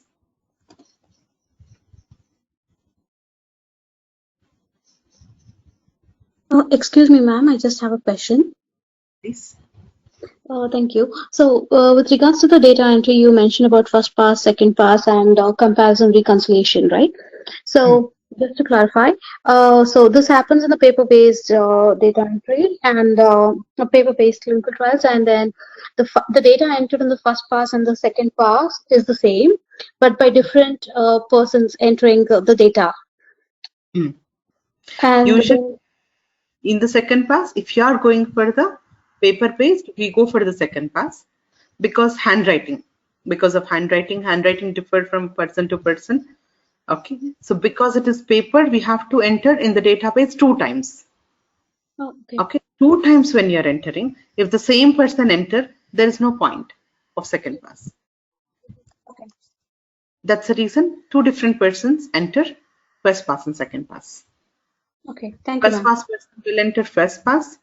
Second data entry operator will enter second pass. But the data is the same. Pardon? But the data that is in the first pass and the second pass is the same. Same. Okay. Same.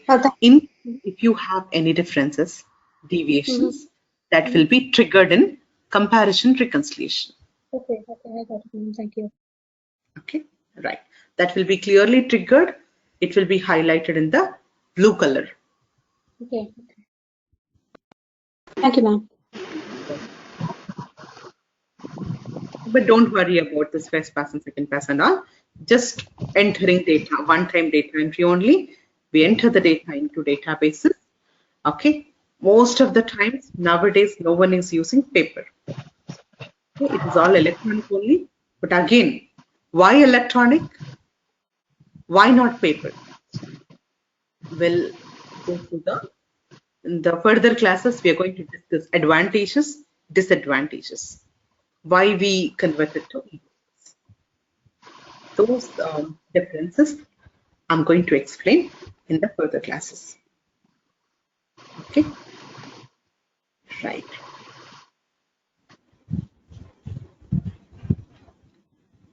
So run the validation checks.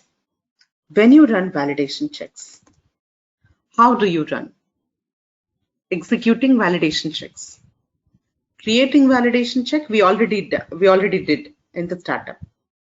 We already have, at this time, we already have pre-configured validation checks, because validation checks already created in the startup itself. They are ready for your study. They tested and they moved to live mode. They are ready to use. But after data entry, some checks are run at the time that you are entering data. At the time of data entry. At the time of data entry. So as and when you start entering data, system will run those checks automatically. So these are auto-generated queries. Automatically system will generate the queries, discrepancies. Some checks are not run during the data entry. Some checks are run at the time that you are entering data. Okay, system checks only. Some checks are run at the time of data entry. Some checks that we run after the data entry. After data entry at defined intervals. These intervals will be planned daily, once in 2 days, once in a week, twice in a week. So these will be planned.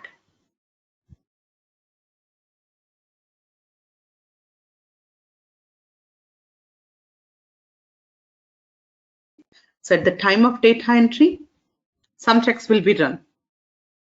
So immediately, let's say I'm entering age 23 years. If I'm just going for the next field, gender, it will immediately cross-check the age. In case if the system find any error in the age, immediately system will trigger that. That is at the time of data entry. Okay. Some checks after the data entry. So whatever the checks that we are executing after the data entry, we execute, not system. These two are system generated only. Okay. But this is at the time that is entering data, that we enter data, and this is after the data entry. So whatever the checks that are run after the data entry, those will be planned at defined intervals. So this concept is called, most of the times we go with the batch validation. Okay, what is batch validation? So here we are executing the validation checks. Let's say I have 50 checks, edit checks that we created. We already discussed edit checks, conditions, expressions. Based on the study specifications, we create the checks.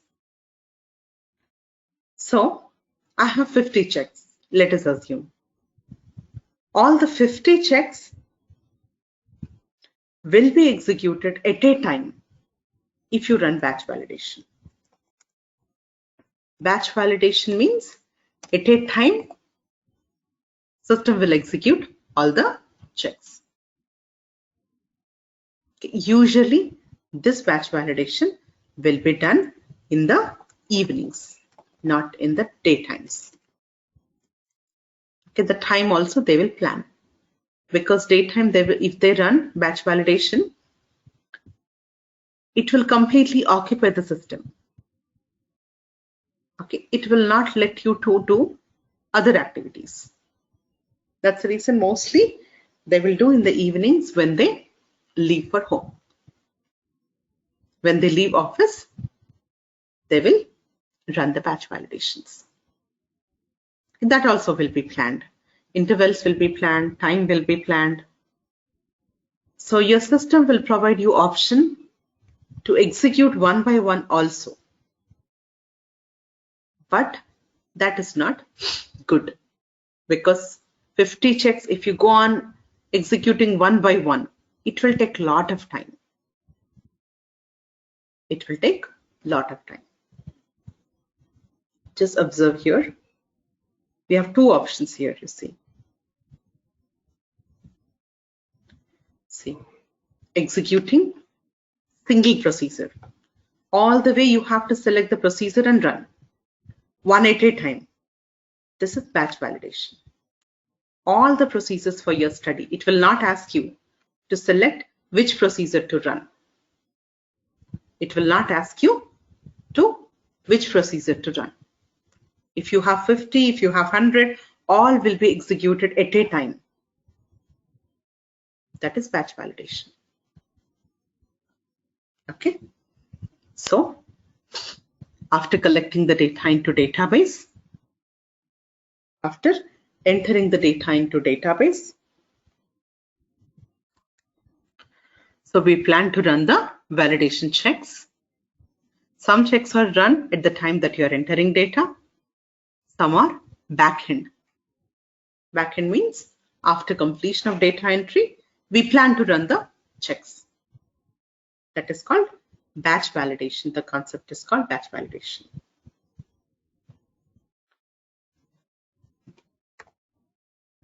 Okay, let's see the third one.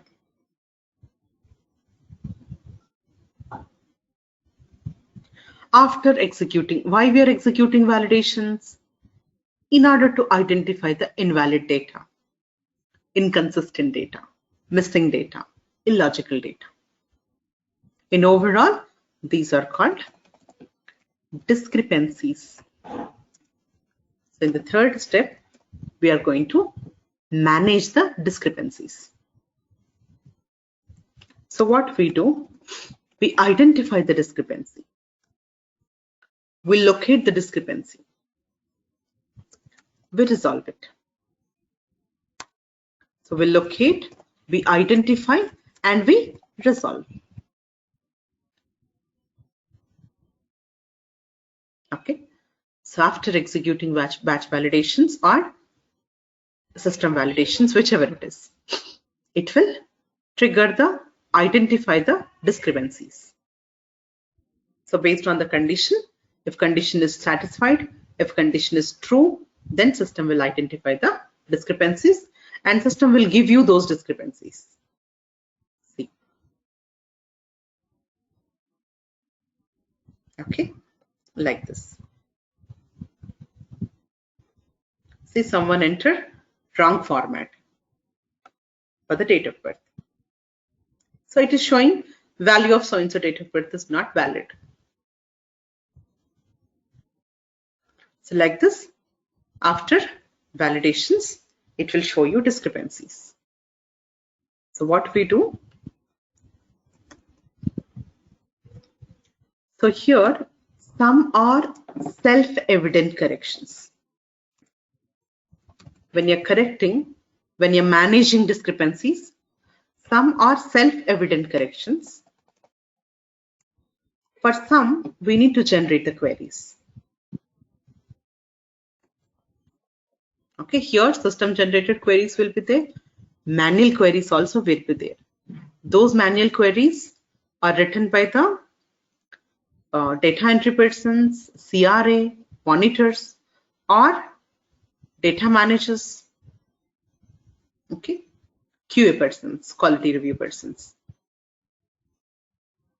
Okay, so I will explain the auto-generated manual and all in depth later. So we have different types of discrepancies: univariate, manual, indicator, multivariate. Those further we'll discuss. So when you see the discrepancy, first you need to decide whether it is self-evident correction, whether to generate a query on the discrepancy. Self-evident correction means on their own, CDM can correct this. On their own, CDM can correct this. I'll give you a simple example. I have a date of birth. The system is asking me to enter in DDMMYY. But what I enter is like this.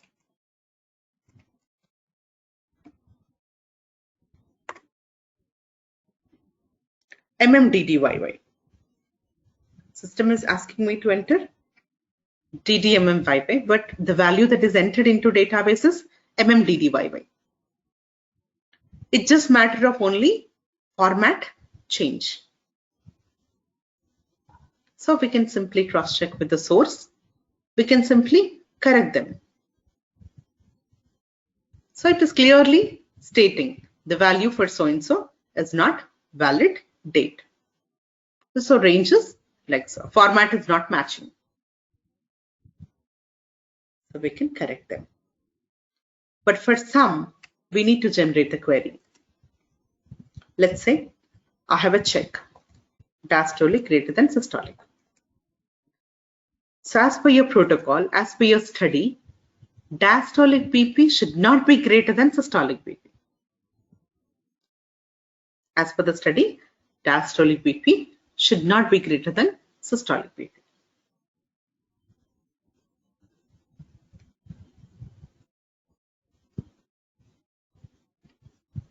Okay, so this is my condition. The condition is written DBP greater than SBP. Means if the condition true, when you're executing validation, if I enter 140 diastolic, let's say 100 systolic, system is generating the discrepancy. But I don't know to clarify. I cannot clarify this on my own. So we generate the queries for this. So for this kind of discrepancies, you need the clarification from the,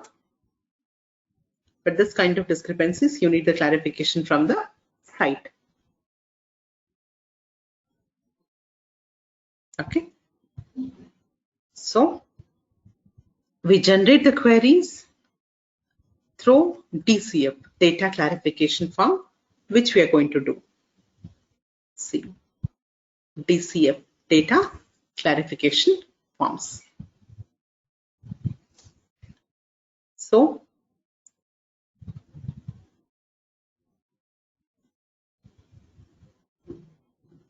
we create the data clarification forms. We communicate, we send them to site. In the site, investigator, physician, okay, or CRA, clinical research associate. This person is also called monitor. The CRA or investigator, they will cross-check with the source and they resolve. Okay. If they're not able to find the resolution, they will also state it as irresolvable. It can be resolved or it can be stated as irresolvable. So anyway, they will answer your query and they'll send that answer to the CDM. Accordingly, CDM will update the data.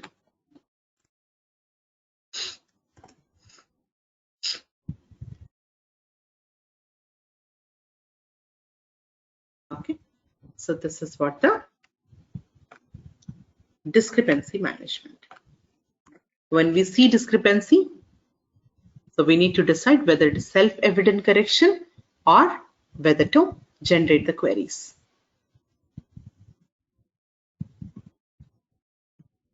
Okay. Next, we do data coding. Some terms required to be converted to medical terms. So we do coding using dictionaries. I will explain the concept of coding later. Okay, how to code and all, I'll show you. So coding will be done using dictionaries. These are the standard dictionaries like MedRA, Medical Dictionary for Regulatory Authorities, WHO, Drug Dictionary, So drugs will be coded, and adverse events, medical history, lab test, especially medical history, adverse events will be coded. So drugs will be coded using this. Adverse events, medical history will be coded using MEDRA. Okay. So data coding using data dictionaries. I'll give you a simple example. Coding is nothing but we convert the verbatim terms to standard terms.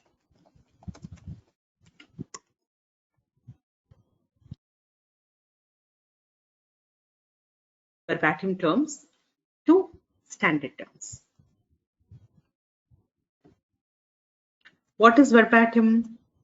The term as it is reported on the CRF. This has to be converted to dictionary term. The standard term that we get in the dictionary. The standard term that we load in the dictionary. Already loaded, as per the dictionary, we code the terms. Simple example. Fever. This is not the medical term. Medical term for fever is pyrexia. Another simple example. Let's say this patient reported as stomach pain. Stomach pain is not medical term. It has to be converted to abdominal pain.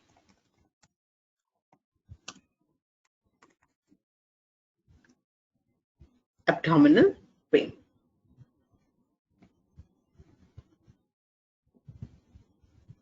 Okay. So this is coding. Coding in detail we'll do in one class. Okay. That I'll explain later. I'll show you how to code using MEDRA, how to code using WH4DB.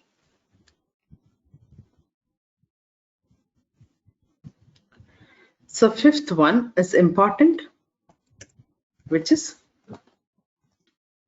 SAE reconciliation. All the reconciliations important because here we have another reconciliation, lab data reconciliation. Also called external data reconciliation. Vendor data reconciliation. This is also called third-party data reconciliation. So generally, for the lab data, we outsource to external vendors. So these are called third parties, third-party data. Third-party data reconciliation. So if you can just, if we learn how to do the what is SAE reconciliation, lab data reconciliation is very similar. Let us learn SAE reconciliation. Okay. First of all, what is AE? When do we call SAE? So can you tell me what is adverse event? Adverse event can be something like of maybe a fever or something like where the client has some changes but that's affecting, but serious adverse event is something like a prolonged illness which requires hospitalization, death, or maybe genetic changes or some things related to that. Correct. So any unwanted, unintended, untoward medical occurrence. It is called adverse event. Nothing but the side effect. Okay, when do we call this adverse event as serious?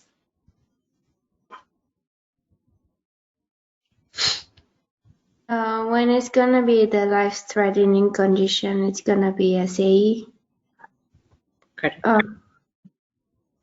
Life-threatening. So as per ICH, ICH is the International Council of Harmonization. As per ICH, we have 5 categories for the serious. 6 categories in fact. life-threatening, fatal, hospitalization, initial or prolonged hospitalization, birth defects,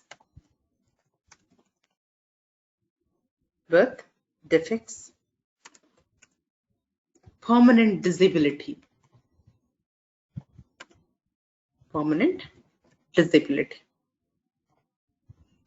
So these 5, in addition to other event, medically important event, means other than these, if any other event, that is called medically important event. Okay, medically important event.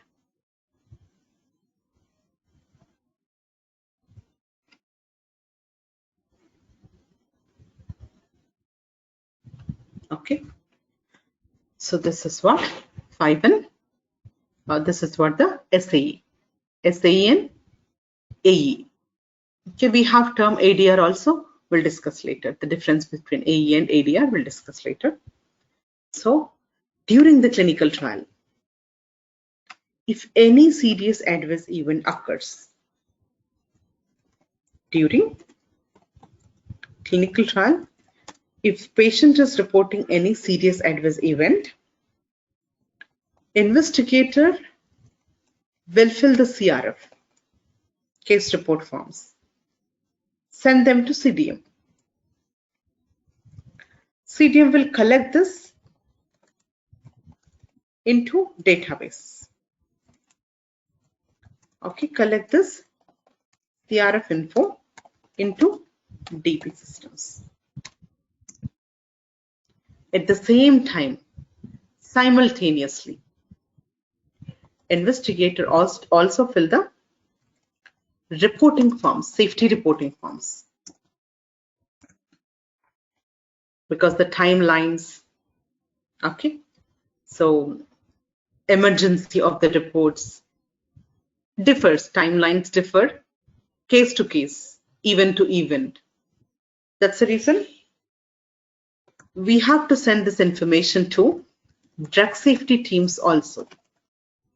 They handle the adverse events. They check the timelines. They immediately report it to FDA based on the timelines. So this is called pharmacovigilance. Okay, so investigator fill the safety reporting forms.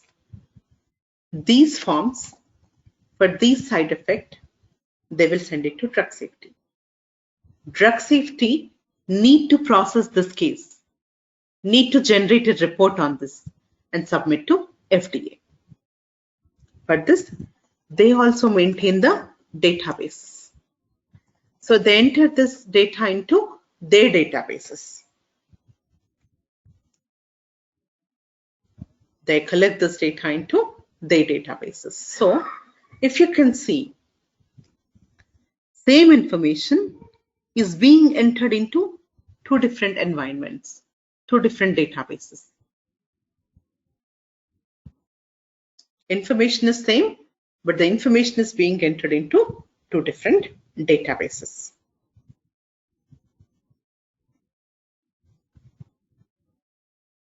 Okay, so this is SAE. SAE is entered into 2 different databases.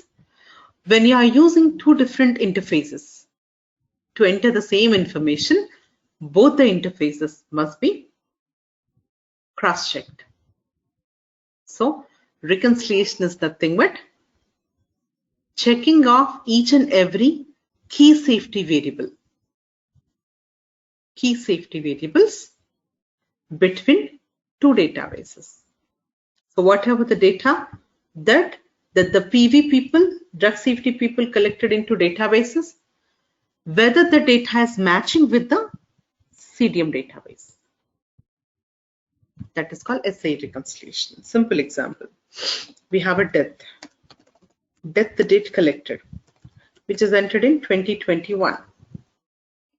So this death date is entered in 10 January 2021 in CDM database. Same date, Drug safety entered as 20 January in drug safety. So these two fields are not consistent. These two fields are not consistent. So what we do? We check the safety data in the database, in the safety databases. They cross-check with the data in the CDM databases. It is called assay reconciliation. You need to know what is assay reconciliation. You need to know at what intervals we perform the reconciliation. You need to know what are the fields to be reconciled. What are the key fields to be reconciled? Why do we do reconciliation? So when to do, what to do, what is, why. Who will do? So the complete questions that you can get answers in the DMP, Data Management Plan. So this is the plan.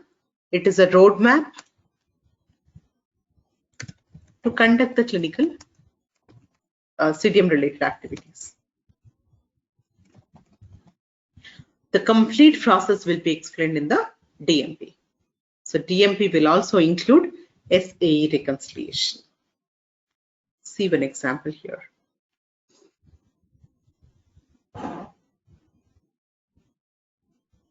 No, it's serious adverse event. I'll write down the abbreviation.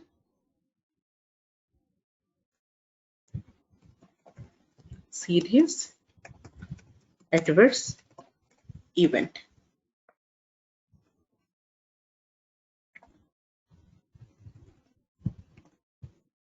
Okay, let us see. The plan, if you can see,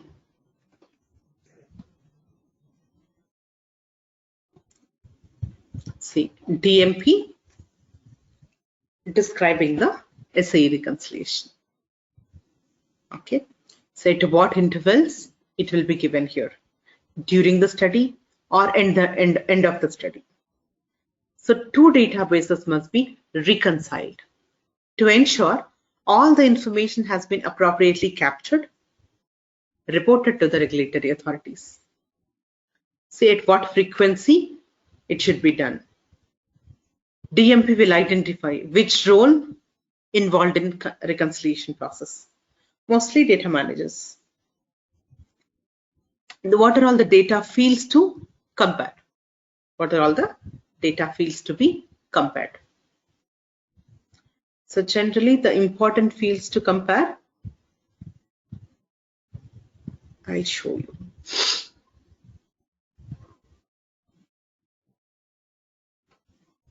So here are the important fields to compare.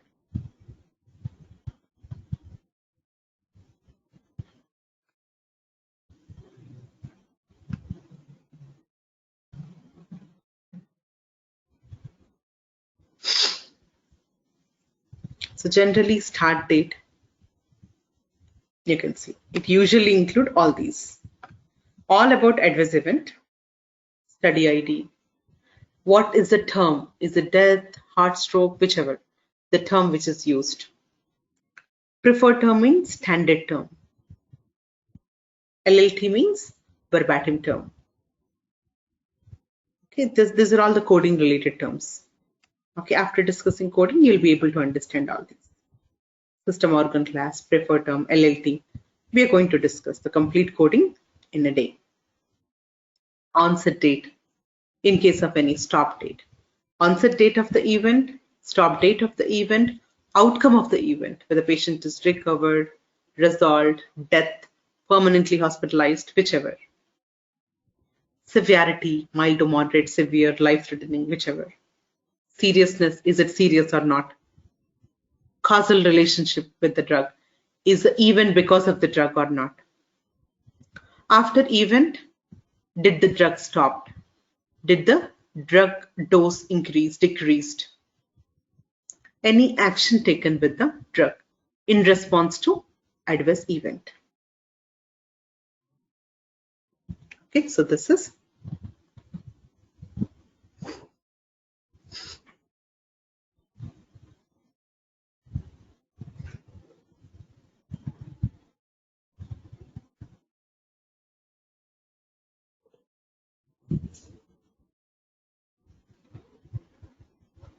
clear, right? So this is what the assay reconciliation. What is assay reconciliation? Comparing important key fields between safety database and CDM database. When to, it will be clearly given in the DMP. During the study, end of the study. End of the study anyway done after conduct in the closeout. Third step is closeout, right? Before closeout, we anyway perform the reconciliation again. During the study also, it will be done. What are all the fields? Just now we discussed. Then why to perform the reconciliation? To make sure the consistency. To make sure the consistency between two databases. Whatever the data that is safety data that is collected in CDM database, is it consistent with the safety database? To make sure the consistency, we perform this. So mostly data managers will do the reconciliations. Okay, so this is assay reconciliation. Further, I'm going to discuss in the document in detail reconciliation. How to perform the reconciliation and all, we'll discuss. Basic knowledge about reconciliation that I have given today. What is lab data reconciliation? Lab data means whichever collected in the labs. Generally, this will be outsourced to third party lab vendors. Third-party lab vendors. So hematology, X-ray, scan, like urine analysis, these are all external data, PK/PD data, pharmacokinetic. So what we do, we collect the samples from the site. People will collect the samples from the subject. Those samples will send it to lab. What lab people do? Lab people also will maintain databases. They generate the reports and they maintain this data into their databases. And at the same time, the reports will be sent to CDM and site. Okay, that means whatever the lab data that is entered, that is collected in lab databases and the CDM database, whether both the data are consistent, that we check here. So in assay reconciliation, we cross-check the safety data between safety database, clinical database, CDM database. Here we are checking lab data, external data, PK/PD, all the other data, third-party data. So we check the data between lab interfaces and the reports what we get, CDM database. Okay, so this is what we do in the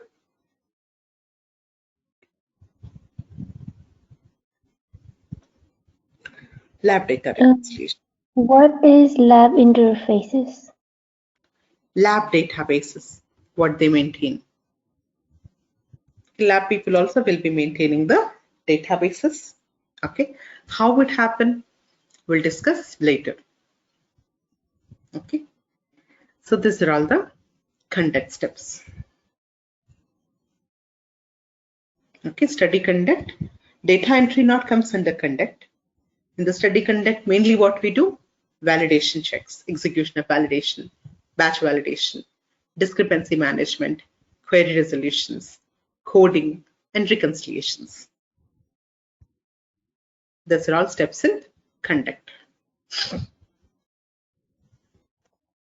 Okay, so closeout, simple closeout. We do the pre-closure checks in closeout. Just have a look.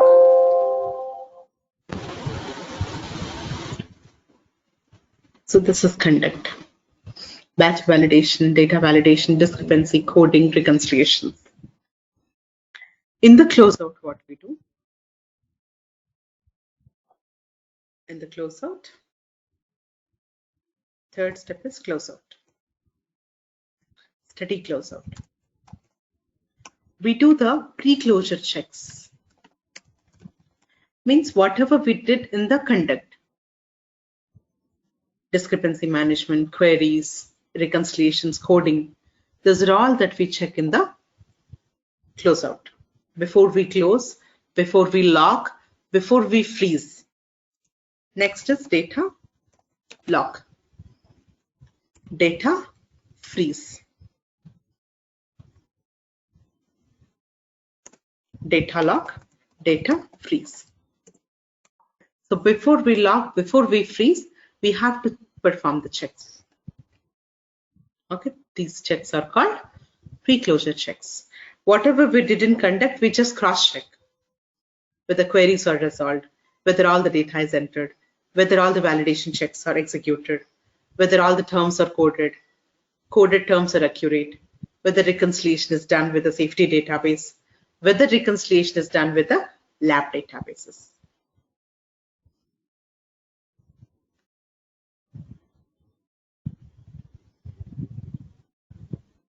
Okay, so this is closeout. Finally, your data will be extracted to statistical systems for further analysis.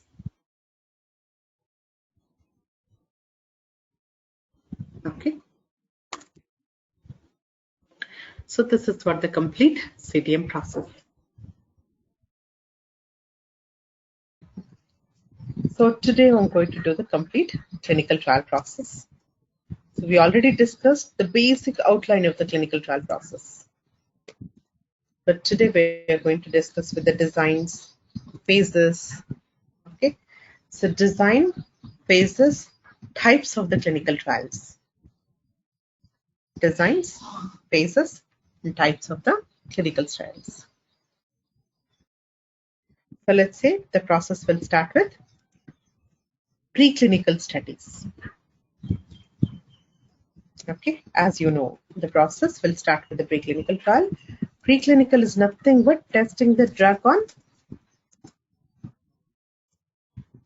animals. It is also called non-clinical. The main objective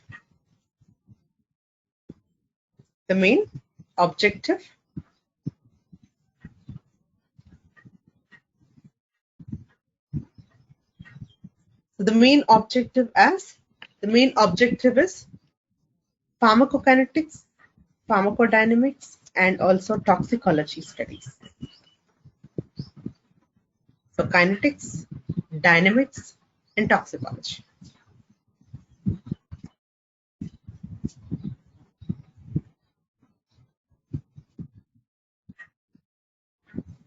Okay. So what are kinetics and dynamics, pharmacokinetics and pharmacodynamics? What exactly drug does to the body and what exactly body does to the drug. I'll open this small presentation for this. Only to explain the objectives. Preclinical, nothing to know, nothing more to know. Only what is preclinical that you need to know and what is objective of the preclinical. So before the new substance can be used as a medicinal product, the drug has to be tested for safety and efficacy. This testing is called preclinical studies. Preclinical studies. Okay. So in the drug development, This is a stage of research which will begin before the clinical trial before the clinical trial can begin testing in humans. So the main goal of this phase is to determine the safety evaluation, identify the safety parameters. That means for further going, what are all the safety parameters required for the clinical monitoring? Further going, what are the safety parameters for the clinical monitoring? That also will be determined in the preclinical phase. That means preclinical will decide what kind of parameters we require to assess the safety. So, to identify the safety parameters for the clinical trial monitoring.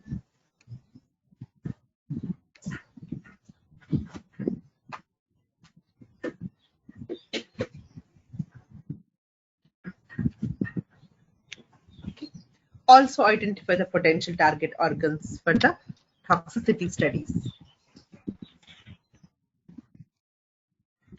The general pharmacology, toxicology. Okay, pharmacology and toxicology. So pharmacokinetics, you know, before preclinical also, we should get approval. So this will take 2 to 3 years. This phase will help you to understand the lab test and also how the molecule might work. So as we discussed before we start clinical trial, we should get approval. The approval is called investigational approval. After phase 3, we should get approval. Approval called marketing approval. Okay. Before we start preclinical, also we should get approval. Before we start preclinical, also we should get approval. So regulatory authorities must ensure that the trials which are conducted in ethical and safe manner should give approval for those drugs which are found to be safe and effective. So in overall, before we start preclinical also we should get approval.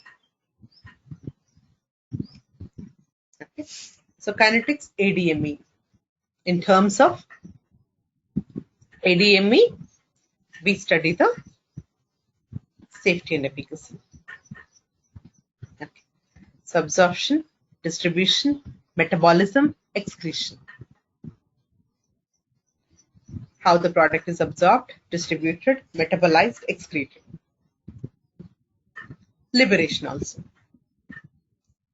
So pharmacodynamics, study of biochemical and physiological effects of the drug. That means what body does to the drug is dynamics. It will help you to determine drug pathway in the body. So along with the pharmacokinetics and dynamics, we study toxicology also. Okay, genotoxicity. These studies will help you to assess whether the drug is mutagen, whether it has any genetical mutations, and whether drug showing any effect on the fertility, like any any reproductive organs affected, postnatal developments, effect on postnatal developments. Carcinogenicity. These studies are usually required for drugs which are intended for the chronic conditions. Carcinogenicity means whether drug is cancer causing. To know whether drug is cancer causing. Acute toxicity, within the shortest possible time, whether drug showing any drastic side effects within 24 hours, 48 hours, within the shortest possible time, whether drug showing any side effects. Acute toxicity. Repeating the same dose administration, you will better understand the toxicological profile of the product. Okay, so these are all 5 toxicological properties that we study. So pharmacokinetics, pharmacodynamics, and we study the different toxicological studies. after completion of the preclinical studies.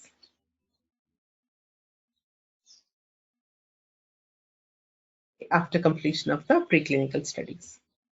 The next step, INDA.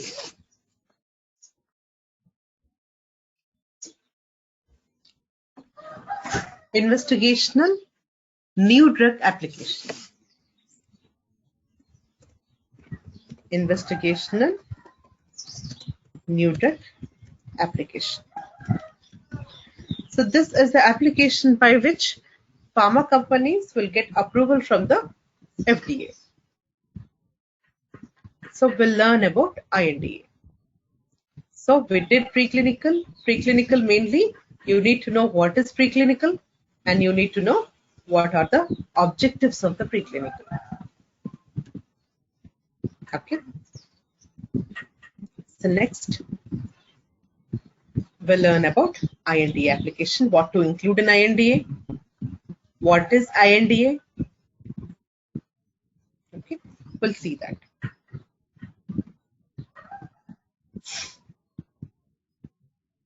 I'll just open INDA.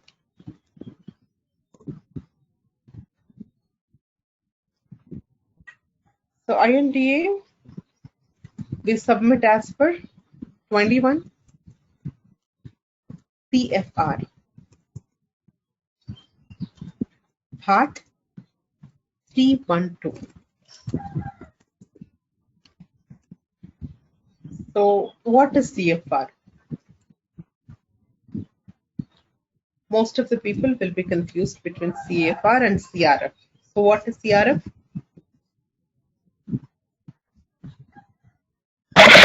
Case report form.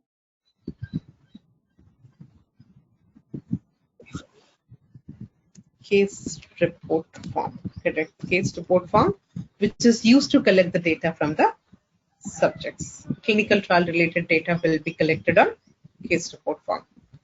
What is CFR?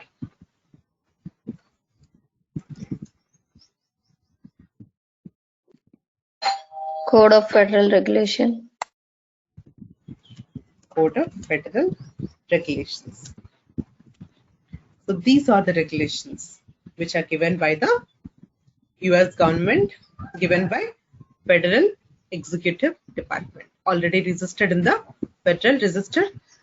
Almost for all the topics, all the areas. For each and every area we have CFR guideline. Okay, I'll just search and show you. If you can just search CFR titles. Total we have 50 titles are there. Each title into a particular area. Each title will give you guidelines into one area. You see here list of titles. Title 1, 2, 3. See, up to 50 titles we have. Title 21. Out of all these titles, title 21 is related to our topic, which is food and drug. You see, title 1, general provisions, 2, grants and agreements, 3, president, 4, accounts, 5, administrative personnel. So like this, total 50 titles. Each title will give you guidelines related to one particular area. Okay. So out of all these, title 21 deals with food and drug. So within the food and drug, we have different parts. Okay. Part 312 will give you guideline related to INDA, how to submit, when to submit. Okay. So this all will be given in title 21. Okay, let me open the slide, INDA.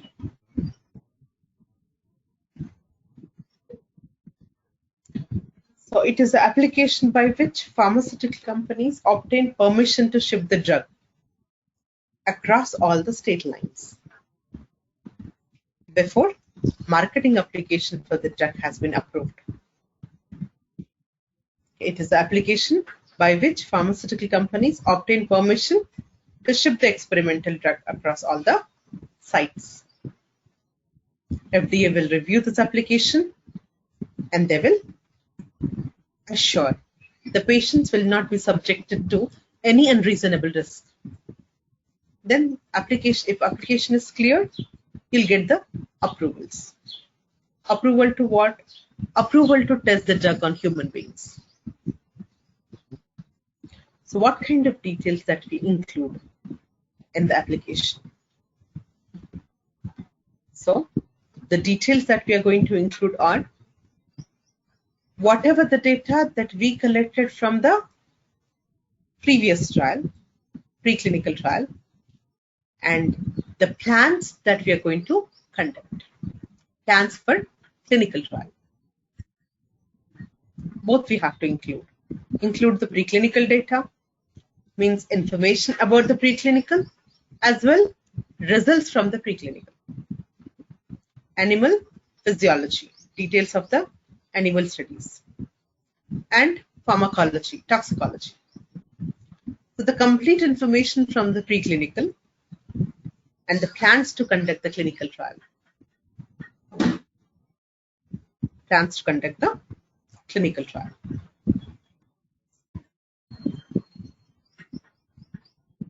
Okay, means protocol. Plans to conduct clinical trial means protocol. We can include the protocol. Protocol is set of rules, set of guidelines based on which a clinical trial will be done. Okay. So this is the details to include: animal physiology, toxicology, pharmacology, chemistry, chemical structure, formula structure, ingredients within the products, and manufacturing details of the product. Okay, and protocol. Protocol, as you know, it's a plan to conduct the clinical trial. Set of rules, set of procedures, roadmap to conduct the clinical studies. And we also include investigator details. In the INDA, we also include investigator details. What is the investigator brochure? Investigator brochure. I'll explain that. IB is a document, consists of all the information about the product, but I will detail that one. So, investigator will discuss who is investigator, what kind of details that we include. Okay, who is investigator, what kind of details to include, and why do we need to include these details?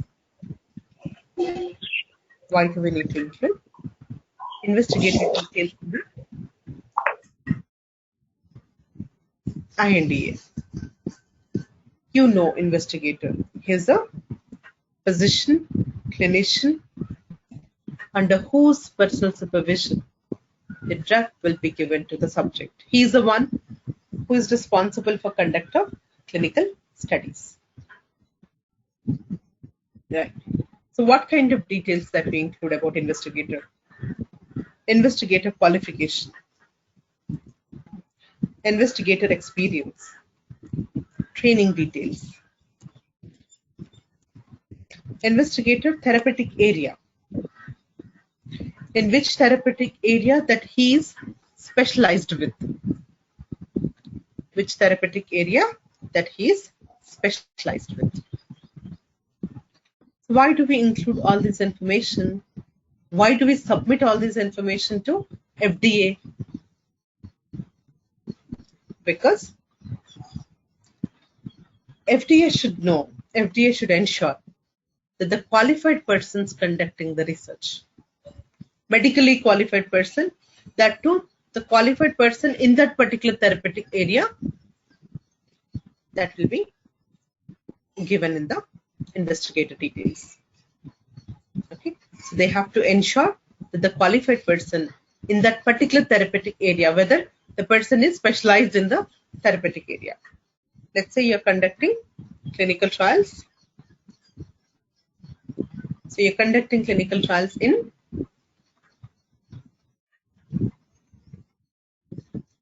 So you're conducting clinical trials in therapeutic area oncology. So the investigator must be specialized in that therapeutic area. So that part they will check. Okay. So investigator details we include. We include the investigator brochure.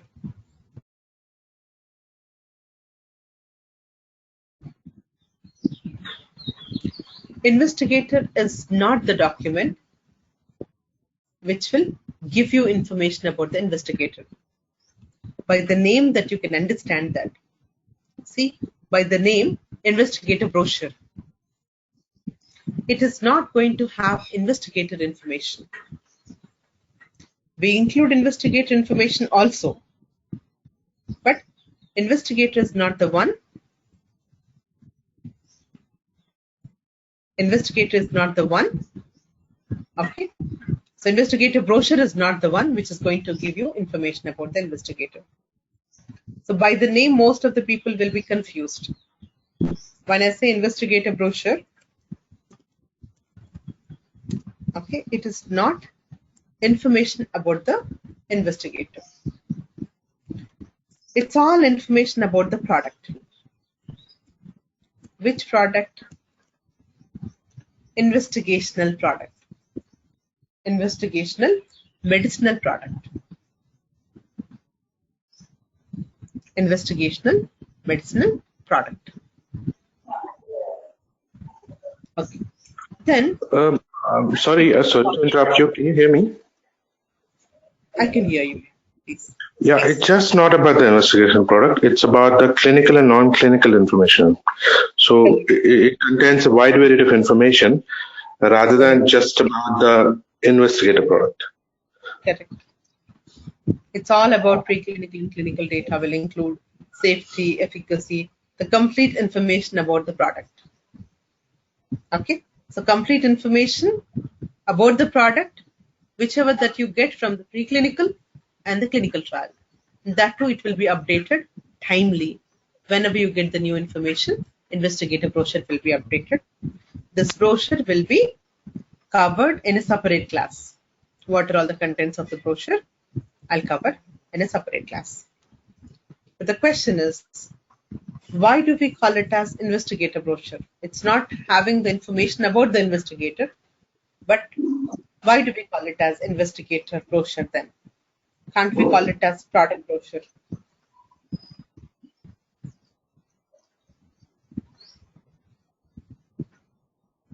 So it is.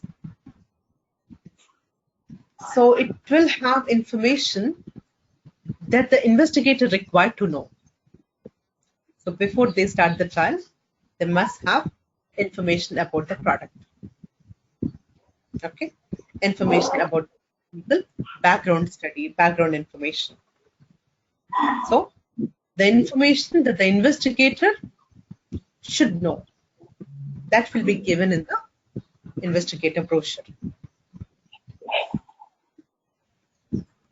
It's a document. It's a like manual document. Okay. So this is what the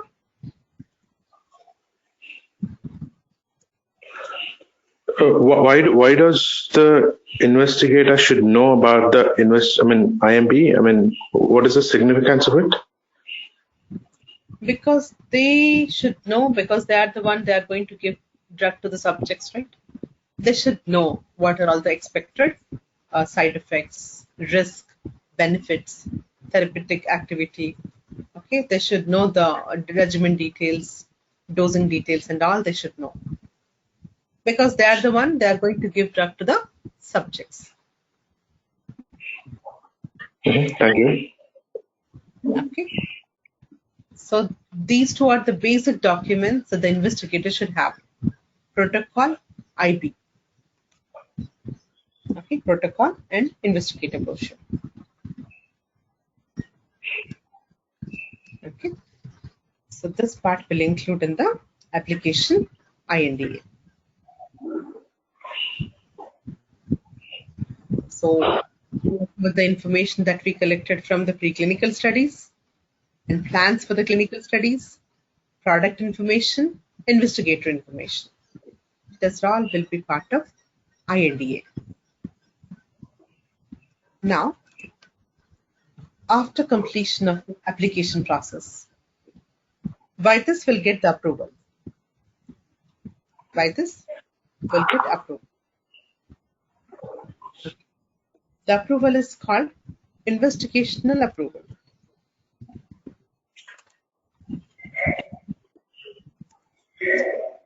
So once we get this approval, then we start clinical trials. So clinical trials, testing the drug on human beings. So with the main objective, safety and efficacy. With the main objective of safety as well, efficacy. Okay.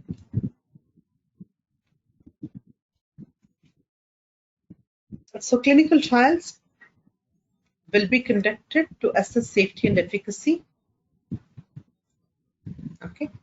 Also, clinical trials to compare safety and efficacy of the new drug with the standard drug. That means clinical trial not only assessing safety and efficacy of the new drug.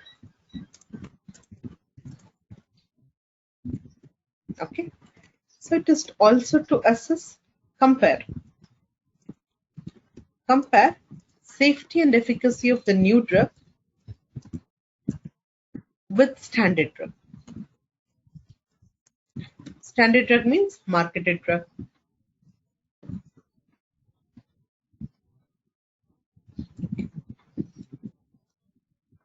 Standard drug is marketed drug.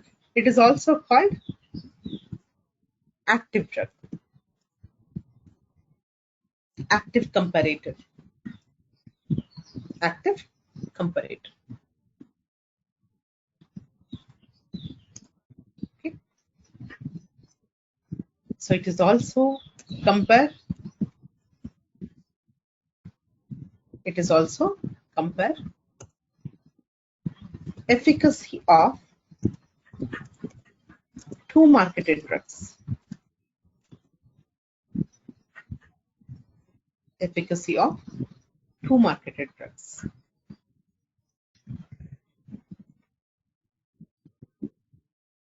Okay. So, not only assessing safety and efficacy of the new drug, it is also used to compare safety and efficacy of the new drug with the standard drug. Also compare efficacy of two marketed drugs.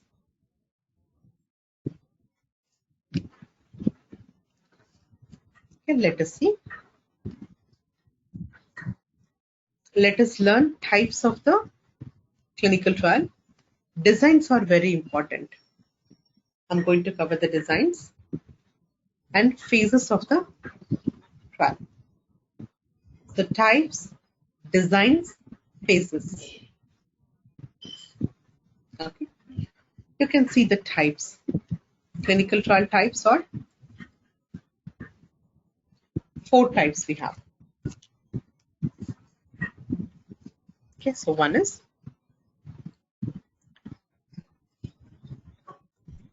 screening trials. Next we have diagnostic trials. Next we have treatment,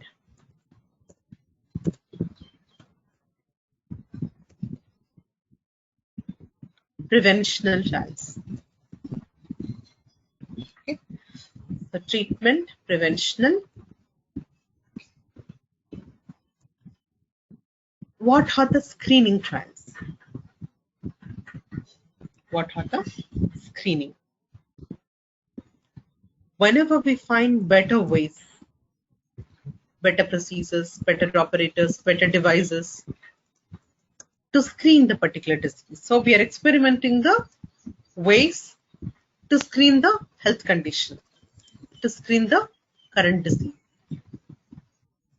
So screening is nothing but suspicious of disease. We are not sure. We are not sure the patient is suffering from that particular disease. Okay. Then diagnostic trial. There are the ways to diagnose the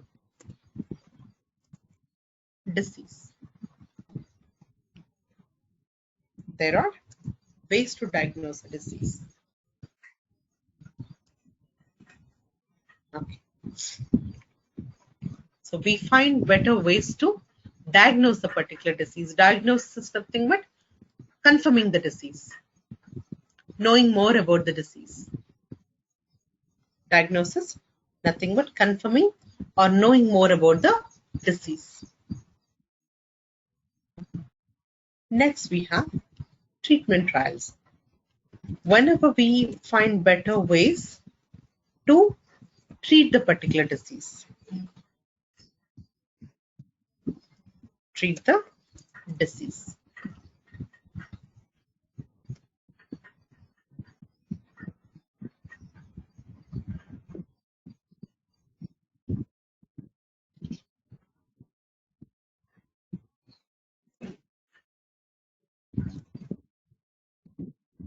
Okay.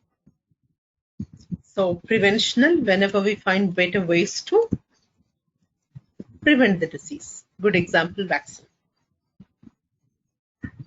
Good example, vaccine. Okay. Vaccine, lifestyle changes, let's say contraceptives, these are all preventional. So whenever we are conducting clinical trial, your protocol will tell, is it a screening? What is the purpose of the clinical trial? Is it for the screening? Is it for the diagnostic? Is it for the treatment? Is it for the prevention? Okay. Next we have designs of the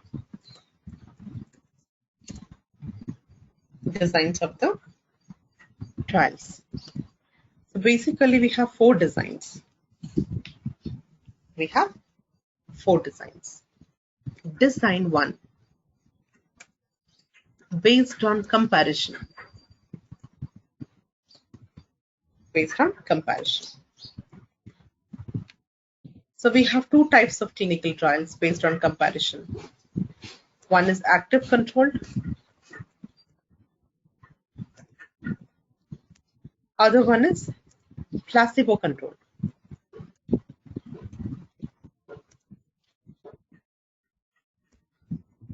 Active controlled, placebo controlled. Design 2,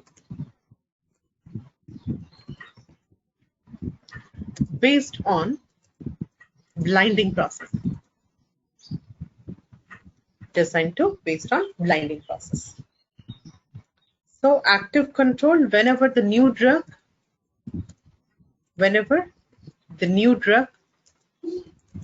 is compared with the standard drug.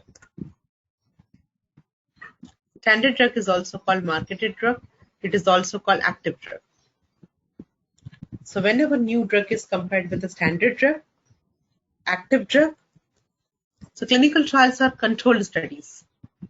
Controlled study means we compare the new drug, experimental drug with the active drug. If not active, we compare with placebo. Okay, it is nothing but marketed drug. So placebo controlled. So whenever new drug is compared with the placebo. What is placebo?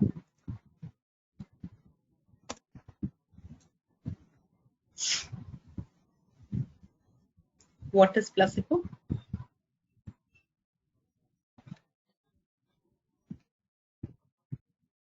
It's just an drug with no active ingredient.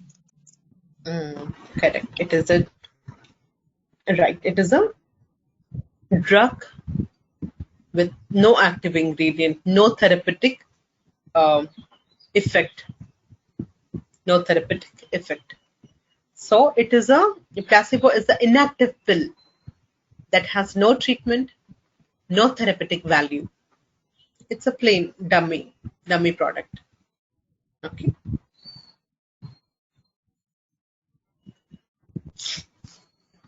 So we compare with the placebo to know the effectiveness of the drug more. So let's say design 2 based on the blinding. Blinding is also called masking.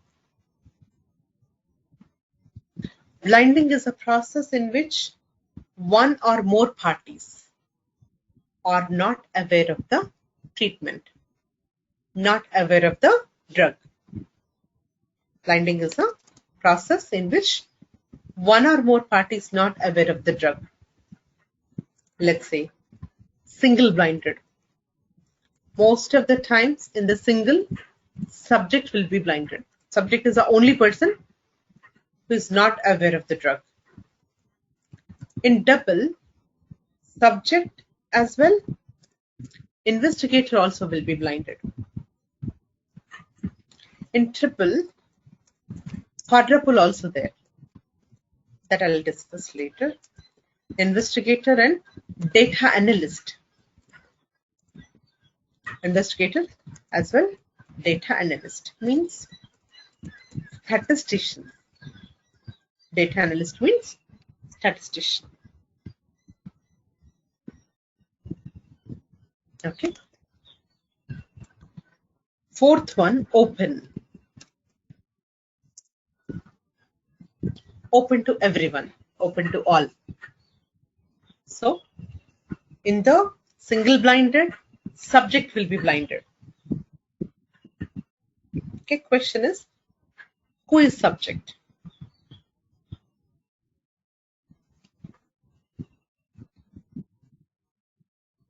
Subject is a participant, patient in the clinical studies.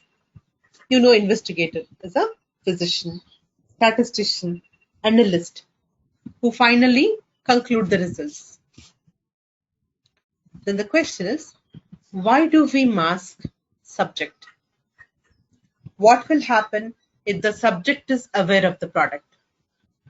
Here we are saying subject is not aware which drug that they are administered with, whether they are administered with the placebo or new drug or active drug. Okay. So why do we need to mask the subject then?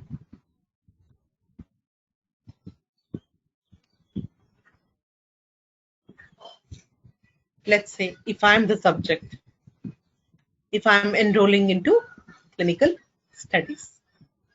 If I am the subject, if I am enrolling into clinical studies, so I know all the details about the study. I know benefits of the drug. I know risk of the new drug. If that is the case, okay, it's like kind of fear factor, psychological effects. So I may assume that this is going to happen, that is going to happen.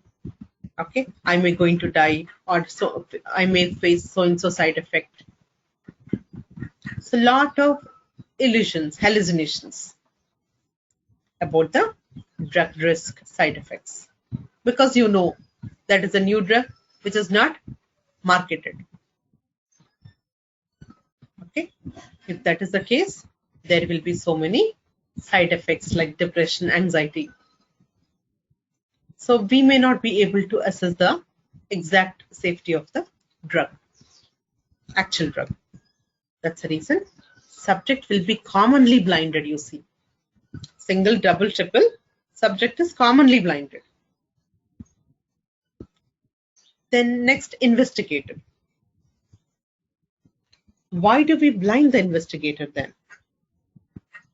What will happen if the investigator knows about the product? Here, investigator is not aware which drug is given to which patient. If he is aware of, what will happen?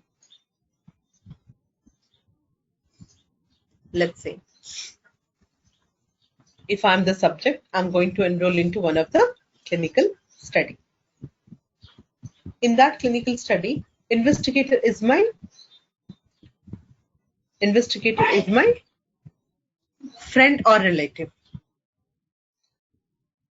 So obviously he is going to give me good drug, which is more effective, more safer than the other drugs. Okay, so that's the reason investigator will be blinded to avoid bias, to prevent, to avoid bias. Okay, so this is investigator double-blinded. In triple, statistician also will be blinded. So because if they are aware which drug is given to which patient, they may tamper the results. They may manipulate the results. That's the reason statistician will be blinded. Okay. Next, open trials. Open to everyone. Everyone will know what is happening. Everyone will know which drug is given to which patients.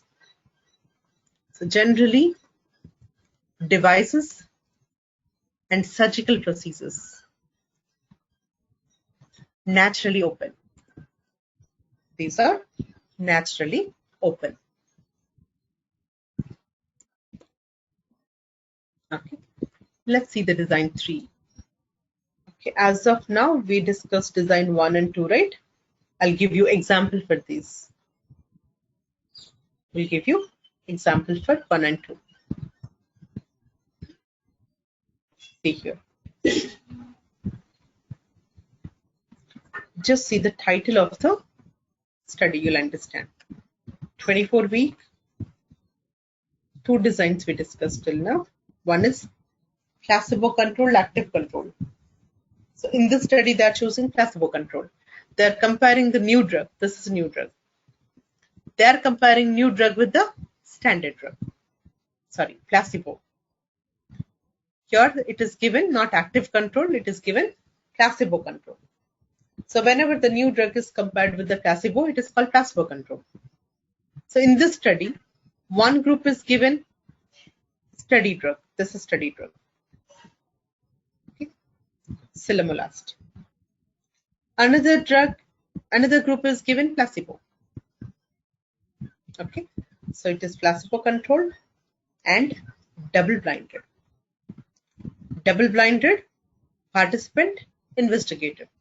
Patient, investigator. Okay. So third one, based on the randomization. Based on randomization. So what is randomization?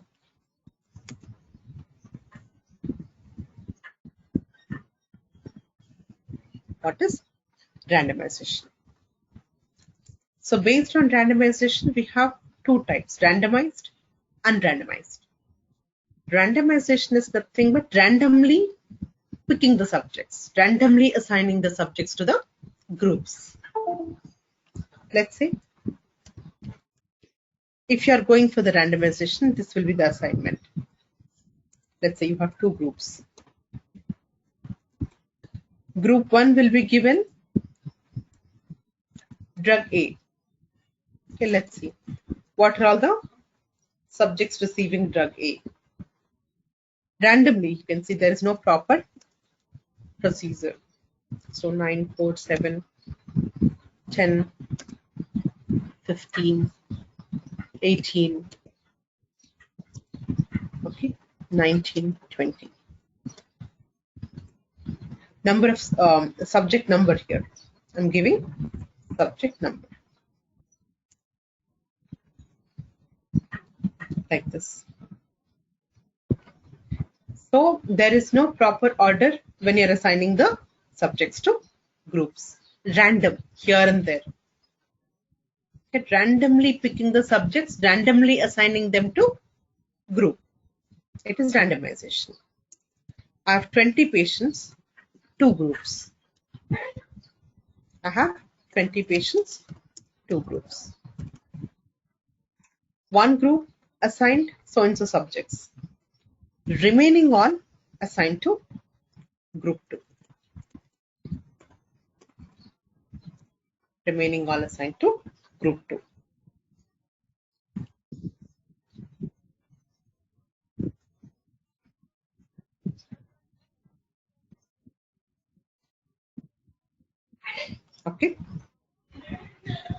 So design 4 you see.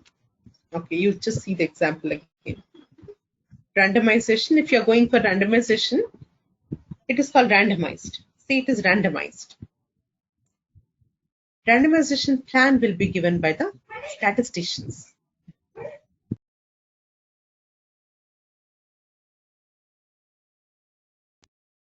Design 4. Okay, before we go to design 4, we have unrandomized also. Okay. And randomized means it is in the order, proper order. Let's say group 1. If you have 20 patients, in the proper order, we'll assign 1 by 1, 11 to 20. So group 1 assigned 1 to 10. Group 2 assigned 11 to 20. Design 4. Based on the assignment of the drug. Based on assignment of the drug. Based on assignment, we have 3 types. Factorial, crossover, parallel. Factorial, crossover, parallel. So in the factorial, what will happen? If you have 2 drugs, we recruit 4 groups in the factorial. How they assigned? Let's say group 1. Let's say group 1 assigned drug A. Group 2 assigned drug B. Group 3 assigned drug A and B in combination. 4th group, no drug, neither A nor B. Neither A nor B. Okay, crossover. Let's say group 1, drug A. After completion of entire regimen of A, they receive B. Group 2, drug B. After completion of entire regimen of B, they'll receive A. One after the other, they receive. One after the other, they receive. So it is crossover. In this, each participant will get both the treatments. Here, what we check in the factorial, we'll see how drug works by itself and how it works in combination with other drugs. So parallel is nothing but simultaneously group 1 will be given drug A, group 2 will be given drug B. At the same time, parallelly, group 1 receives drug A, group 2 receives drug B. Okay. So this is what the parallel study. So factorial, crossover, parallel. So you can see the example here. It is parallel assignment. Parallel means, let's say we have 2 groups here. So it is placebo controlled, right? We have 2 groups. One group is given drug, new drug. Another group given placebo at the same time. Simultaneously, both the groups receive both drugs. Okay. In this, group 2 never received drug A. Group 1 never received drug B. At the same time, drugs will be assigned.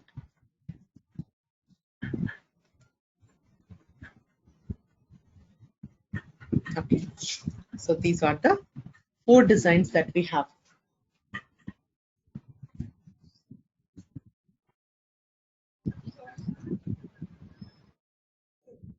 Okay.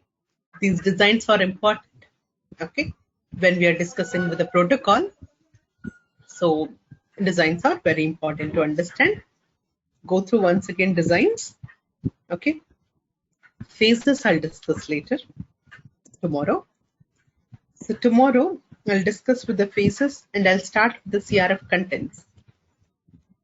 You need to know the CRF contents, means which type of data to be collected on which page of the CRF. So further going, I'll explain the protocol contents by taking 2 examples.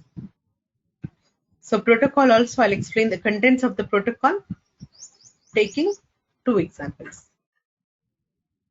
Okay, one example I'll explain in the protocol, one example I'll send it to you, okay, so that you can review.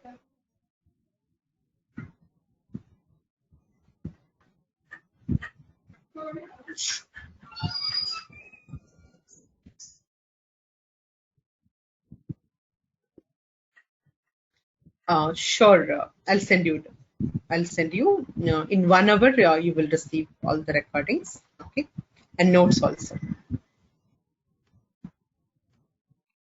So tomorrow you can connect with the same link, okay, same time.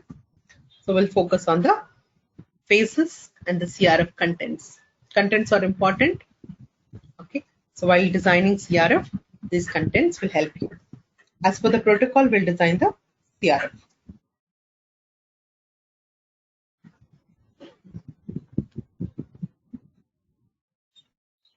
Okay, so single blinded, double blinded, triple blinded, open. Okay. So what is blinding first? Blinding is nothing but masking. In clinical research, 1 or more parties are not aware of the drug. It is called blinding. The concept is called blinding. Generally, we do the blinding to avoid, to minimize bias. Okay. So single blinded, subject will be blinded. Subject is not, most of the time, subject is not aware. In triple, subject, investigator, statistician not aware, data analyst.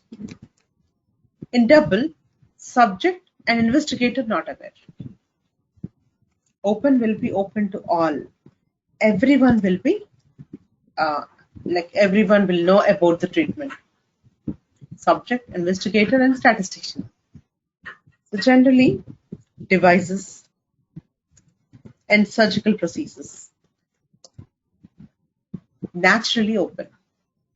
Devices, surgical process, naturally open.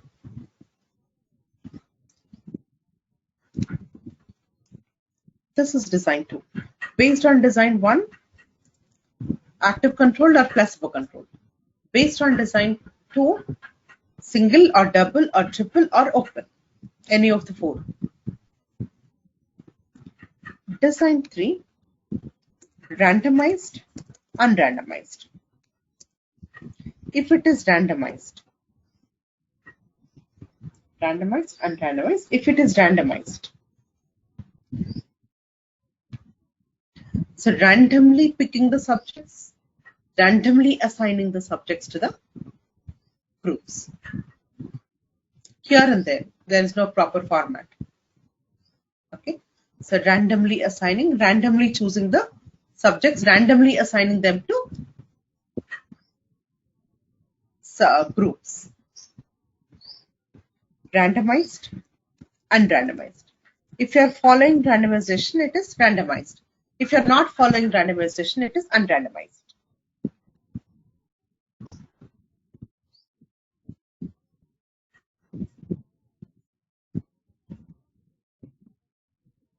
Okay, design 4, based on design 4 based on assignment of the drug. Design 4 is based on the assignment of the drug. So let us go with the assignment, factorial, crossover, parallel.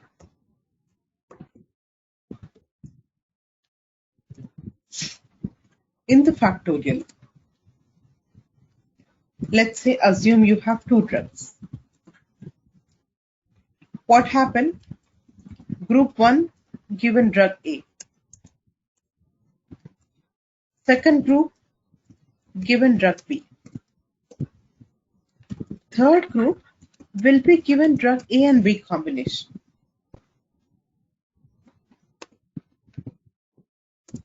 A and B combination, they mainly check how it works by itself and how it works in combination with other drugs. So group 4,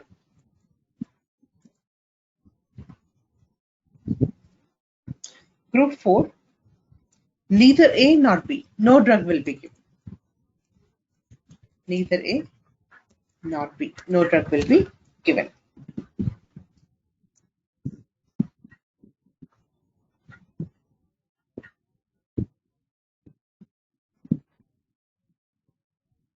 This is factorial. Then what about crossover? Crossover, first, if you have two drugs, group 1 receives drug A. After completion of entire regimen of A, they'll receive B. Group 2 receives drug B. After completion of entire regimen of B, they'll receive A, one after the other. Both the drugs will be given to the groups, two groups, but one after the other. That means here, each and every patient will get both the treatments. Each and every statement will get both the treatments. Each and every subject will get both the treatments. Okay. In parallel, simultaneous. Group 1 receives drug A, Group 2 receives drug B. Simultaneous assignment. At the same time, drug A will be given to Group 1, drug B will be given to Group 2. So during the process, 2 will never receive drug A, Group 1 will never receive drug B.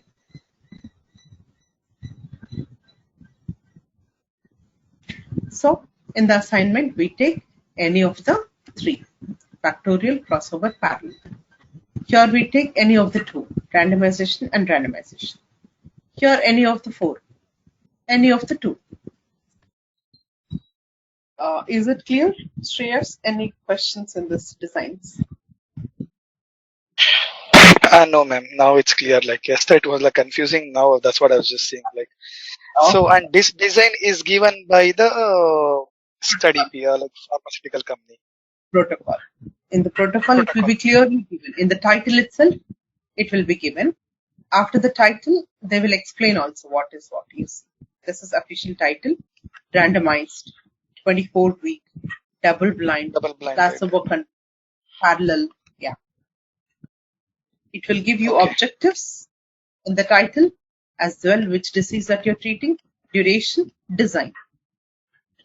Okay. Okay, fine, ma'am. Thanks.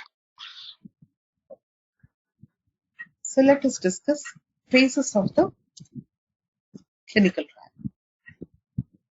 So we have 3 phases. 4th phase is after marketing. 3 phases, phase 1, phase 2, phase 3. Phase 1. Phase 1, only 20 to 80 people will be involved, that to healthy people, healthy volunteers. Okay. So main objective here only safety and pharmacology. We'll also study what drug does to the body, what body does to the drug. Kinetics and dynamics also we see.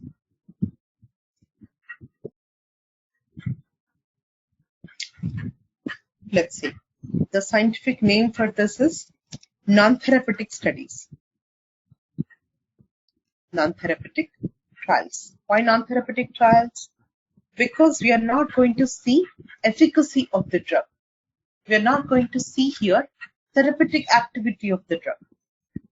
We'll only focus on safety and will study the kinetics and dynamics. So these are called human pharmacology studies.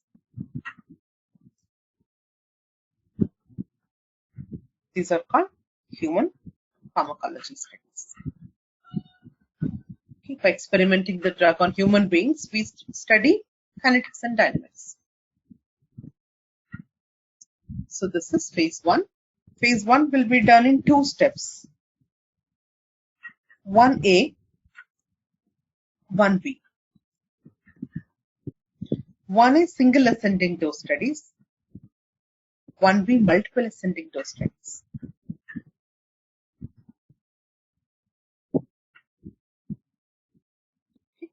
So what is single ascending?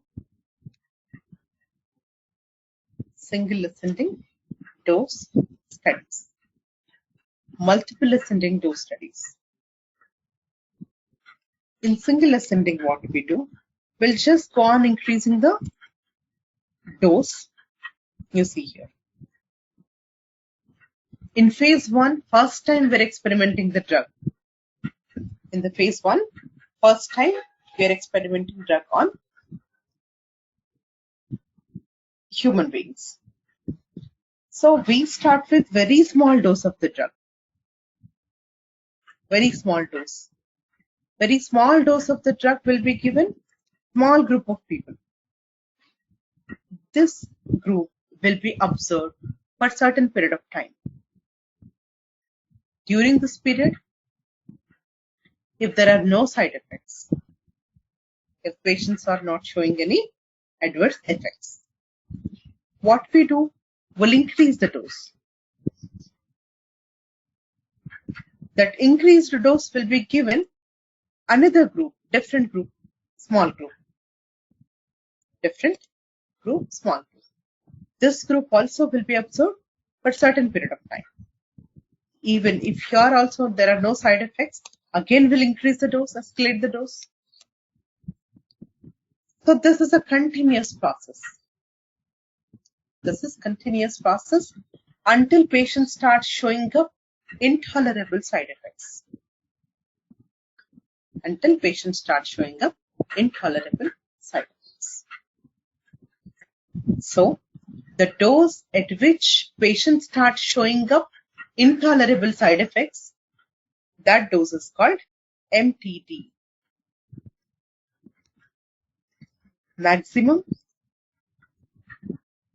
tolerated dose. MTD, maximum tolerated dose. So this is the dose on which patient starts showing up intolerable side effects. That point, they will stop the clinical trial, phase 1 SAD. Okay, and they will determine the dose as safe dose. MAD. So SAD mainly to find a safe dose. SAD mainly to find a safe dose. MAD to study the kinetics and dynamics. What we do, small multiple doses will be given. Small multiple doses will be given to a small group of people. During this observation period, they collect the lab samples, send them to lab. So they will understand that they'll study the kinetics and dynamics. They'll increase the dose. They do the same thing, observe the certain period of time, collect the samples, send it to lab and study the kinetics and dynamics. Again, they'll increase the dose. What we are trying to do here in multiple ascending studies,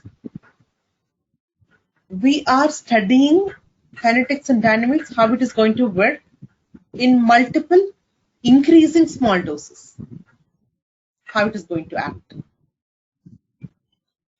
Multiple increasing small doses. With each dose, increasing dose, we are going to study the kinetics and dynamics. Till what time we do this one?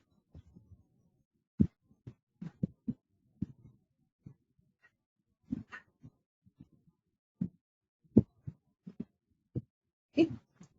So until what time period? They'll increase.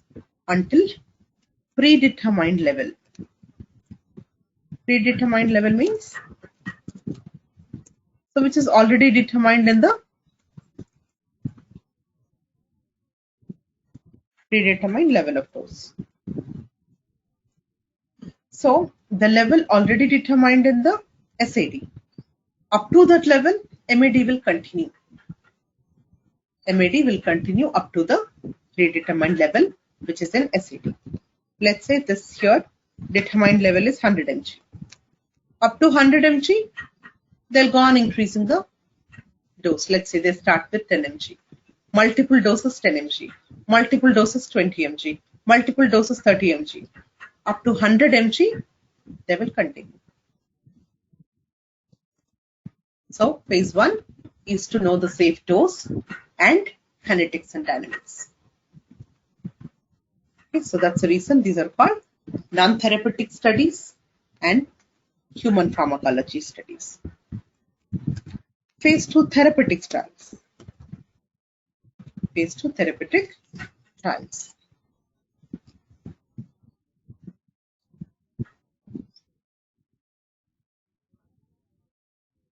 So here 100 to 300 patients will be there, not healthy patients, mainly here, safety as well efficacy.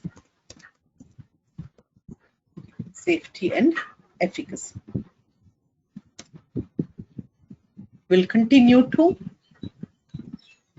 assess the safety, begin to evaluate the efficacy, because efficacy in phase 1 it is not there.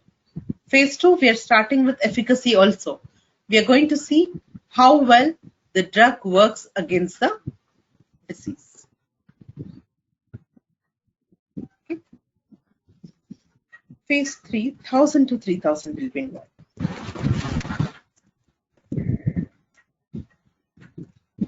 Okay. It is called therapeutic confirmatory trials, because with this data you cannot confirm the safety and efficacy with a small group of people. So the drug has to be experimented on large group of people for the same objective, safety and efficacy only. For the same objective. But here, experimenting the drug on large group of people will confirm the safety and efficacy. So therapeutic confirmatory trials. Phase 3 called therapeutic confirmatory trials. So this is phase 3. Phase 3 we get additional extra more and more information on the safety and efficacy, so that we can easily evaluate, assess risk and benefit ratio. And phase 3 we even compare. Compare what? Compare new drug with the standard drug, marketed drug or placebo. Phase 3 we do compare. So these are all the phases. Phase 1, phase 2, phase 3.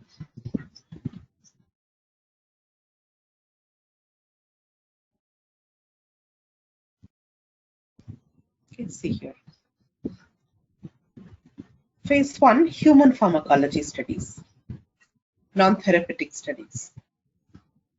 Okay, phase 1 trials are designed to find out if the drug is safe rather than drug is effective. So already discussed, SAT we discussed, MAD discussed. Okay, phase 2 therapeutic trials. Phase 3 non-therapeutic confirmatory studies. So that will confirm the safety and efficacy here by experimenting the drug on large group of people. After phase 3, what we do, we'll submit NDA application in order to get the approvals. Okay. So NDA is a critical component in drug approval process, which is required to submit to US FDA before drug marketing. Both the data will be part of NDA, preclinical data, clinical trial data. So it is to mainly provide information to permit FDA to reach a review to reach the safety, efficacy, quality of the product. After completion of phase 3, this application will be filed. So composition, what exactly drug is intended to do, composition of the drug, manufacturing details of the product, clinical evidence for the safety and efficacy, results, controls, results. So after submitting NDA, drug regulatory people will visit the site to make sure the data that is provided in NDA, is it consistent with the trial data? Means whether sponsor providing the correct data. Whether sponsor providing correct data. Whether patients have been adequately protected. They'll check this point and this point. So their records are consistent with those provided in NDA and whether patients have been adequately protected.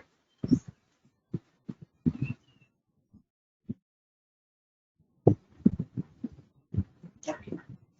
So drug regulatory authorities, after carefully reviewing the data, they will decide whether to approve or reject the drug for marketing. Even after approval also, will continue to monitor the product for rare, unusual, long-term side effects.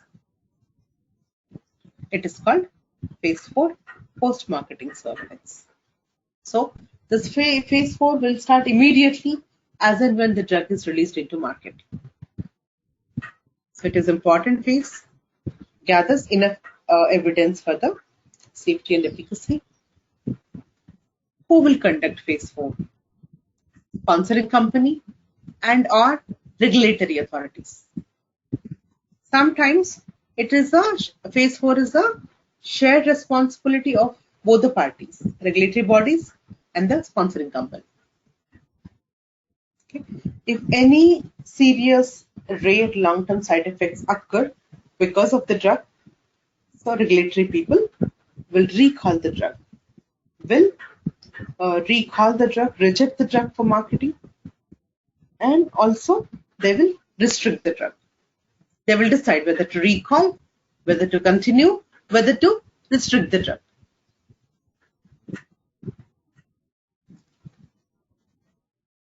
Okay. So this is what the phase 1 to phase 4, including NDA. So we did with all these processes, right? So preclinical, after that INDA will be submitted. After that, phase 1, phase 2, phase 3. After phase 3, NDA will be submitted application. Okay. Then phase 4 will start.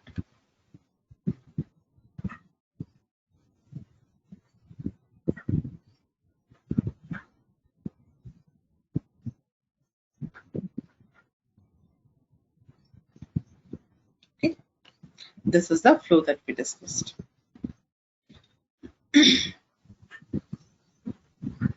So what we are going to do? So we are going to discuss with the case report forms. Case report forms. So CRF is available in paper, electronic form. So most commonly we use electronic forms, electronic CRFs, which will be designed in the databases.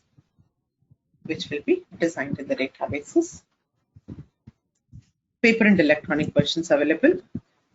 Okay. Let's see. So when we start designing CRF, we'll have questions on the CRF. We also have responses on the CRF. See, age is a question. 23 years if I enter.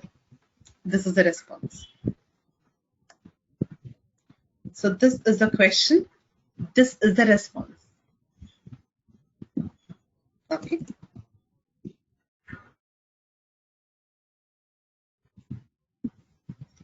So where do we decide this question from? So once you decide all the questions, what to collect on the CRF, then we can start developing CRF. Where do we get this input from? How do we know what are all the questions required? What are all the data items required on the CRF? Which document will give you input? on designing of the CRF Protocol. protocol. Perfect. So protocol will give you clear representation of schedule of events, schedule of visits, schedule of events. They plan for the assessments that will be clearly given in the protocol. So this is synopsis of protocol.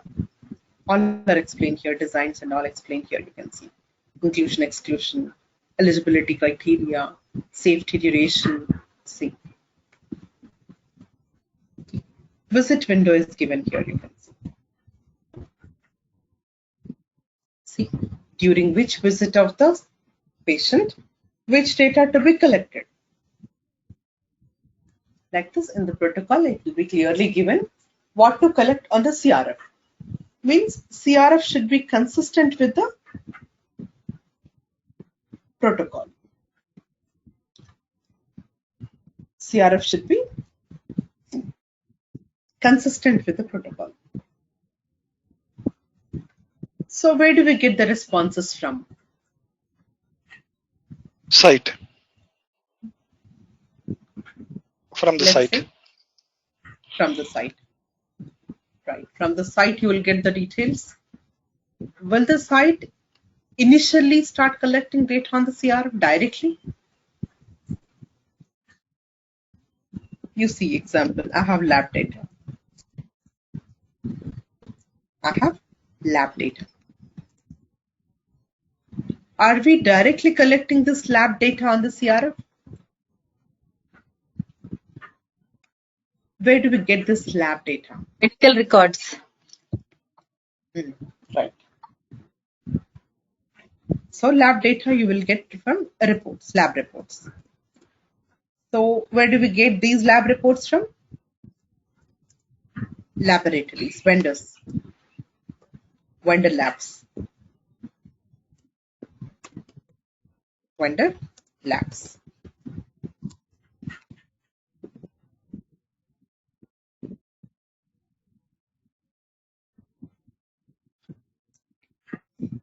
So vendor labs, to the site, they'll collect the samples.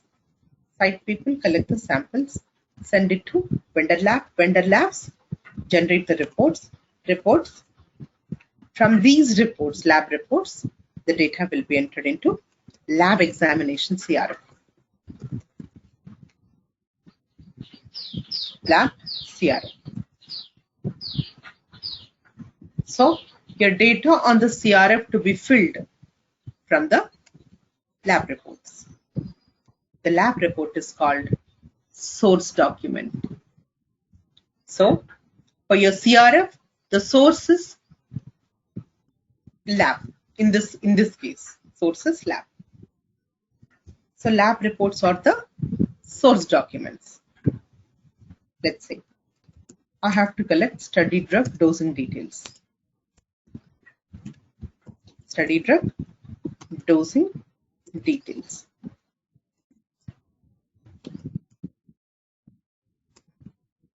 Okay.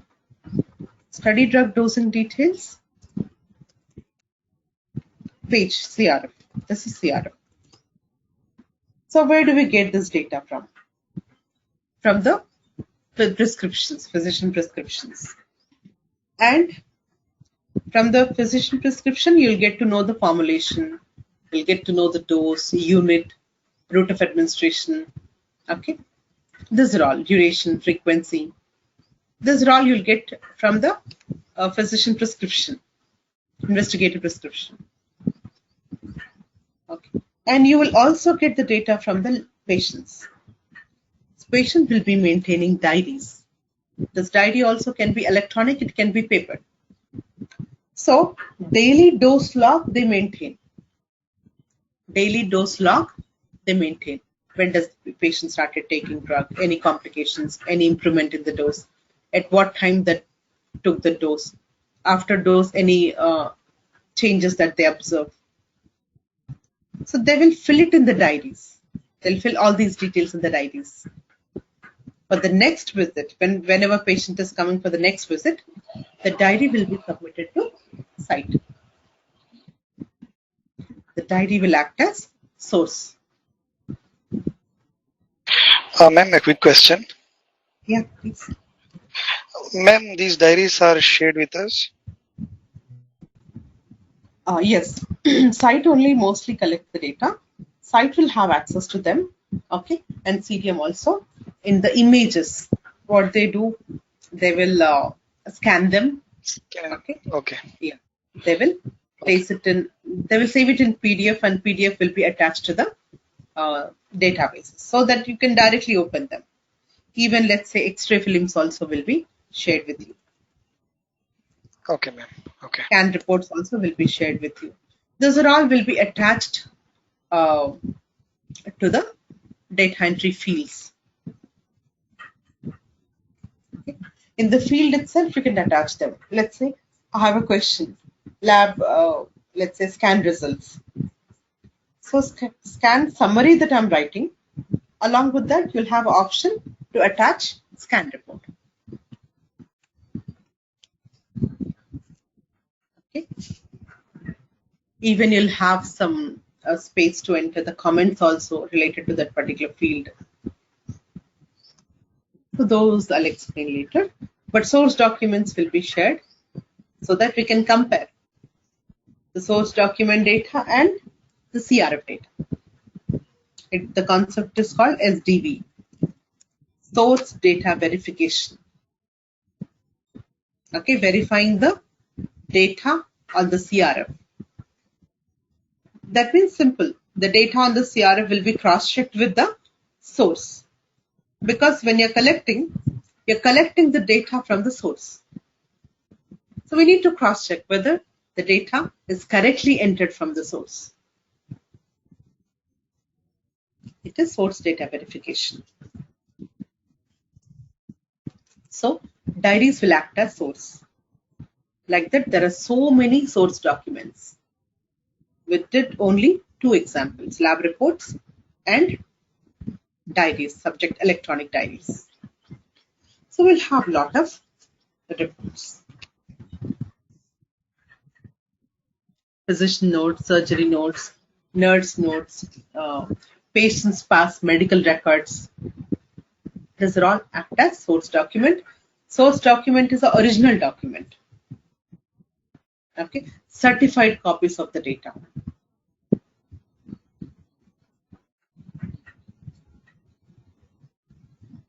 Okay. So basically, when you are designing the CRF, you follow protocol. When you are completing the CRF should be as per source documents. So in both the way, it should be consistent. Your CRF should be consistent with the protocol. Your CRF should be consistent with the source documents. So let us see the contents of the CRF.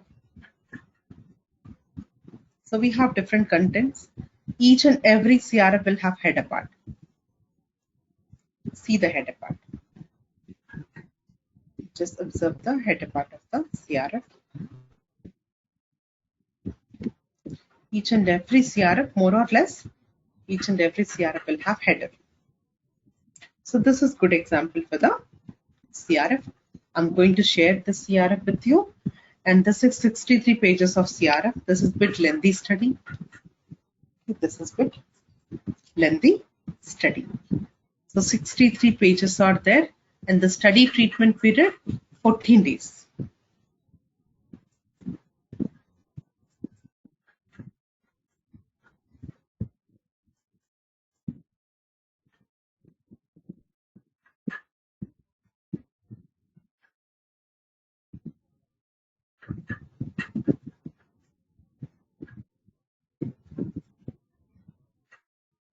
Okay. And I'm going to compare this CRF with a small CRF. This is very small study. Only 9 pages are there. And the study is about only 2 days. Only 2 days study. See, day 1, day 2. Only 2 days study. Day 1, day 2.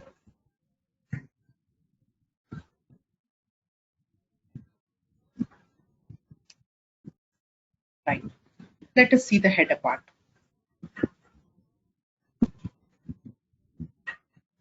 See the header part? Protocol number, serial number, site code, ID number, date of assessment, okay, phase, study day, form completed by. This is header part. See the another CRF header part. This header part. Is the header part same?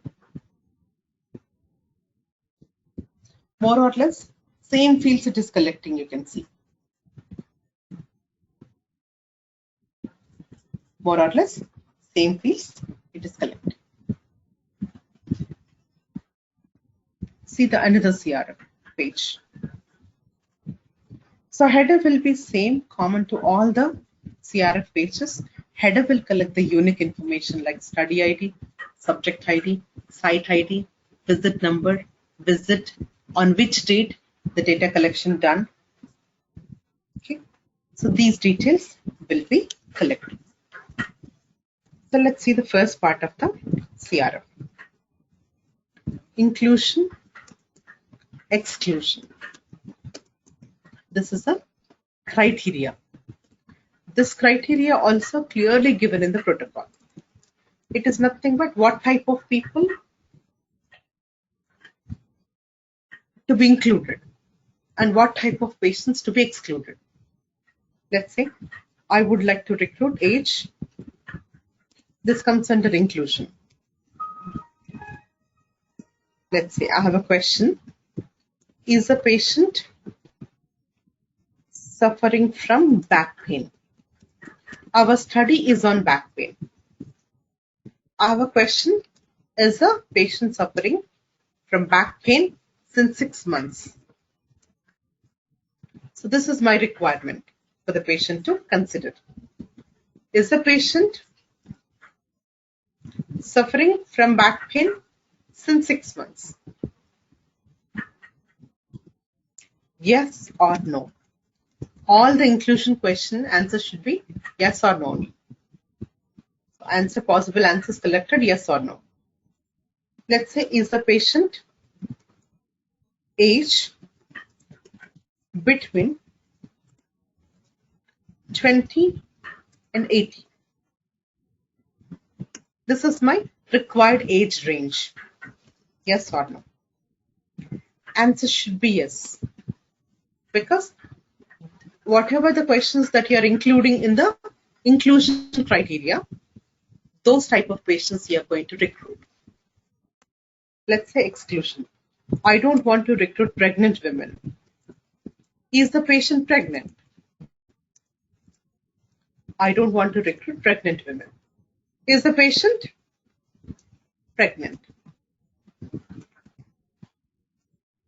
Yes or no? Is the patient pregnant? Yes or no?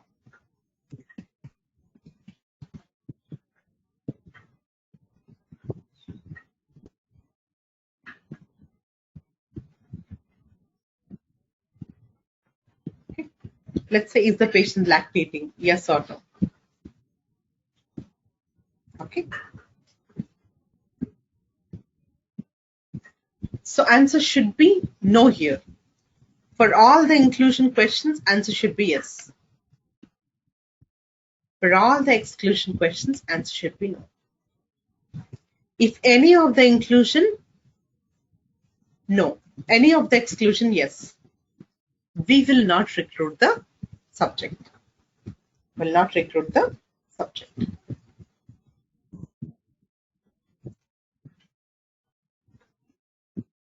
Okay. So this is what the inclusion, exclusion. Just have a look the CRF page.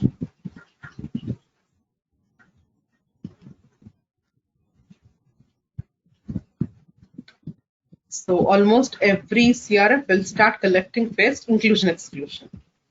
Inclusion, exclusion. All the questions of inclusion, yes. All the questions of exclusion, no. Okay. You can see. The first inclusion, if you can see, you will understand in this study what exactly we are trying to do.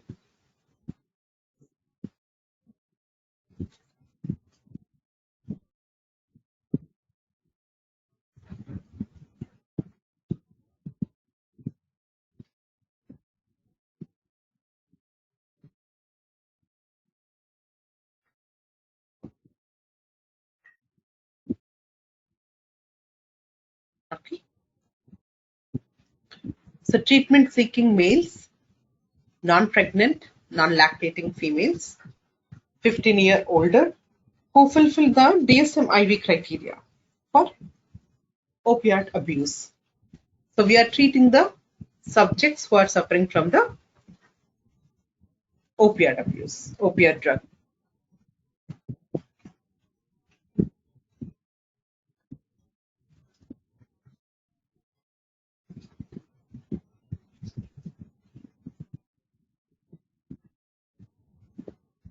Okay.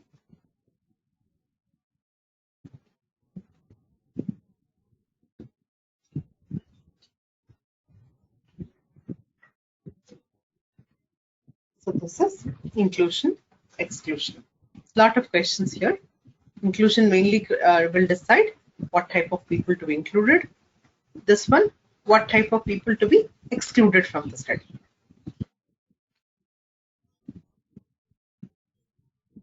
Let us see the second one.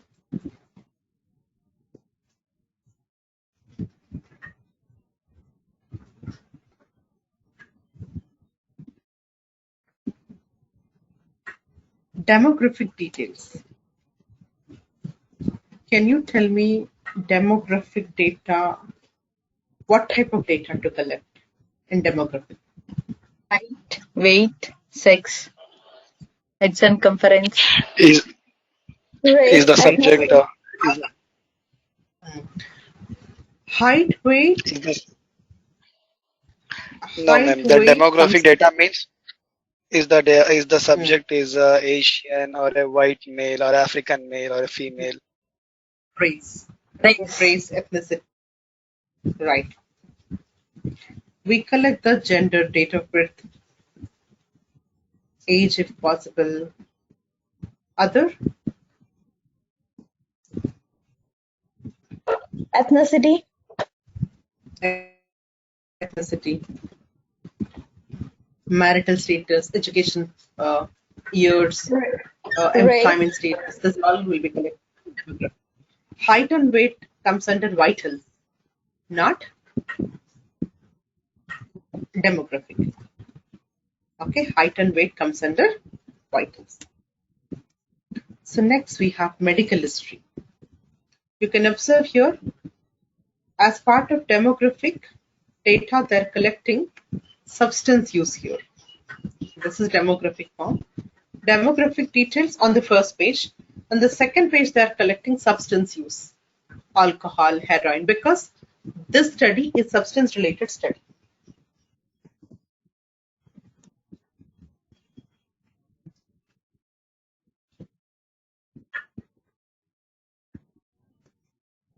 Okay. So like this, you can see this CRF you see as part of demography, they are collecting medical history. But sometimes medical history collected a separate page. So what is medical history?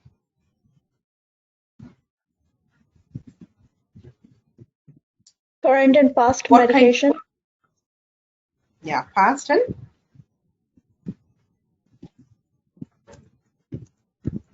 current, not medications, okay? Past and current medical condition. Sorry. Conmeds.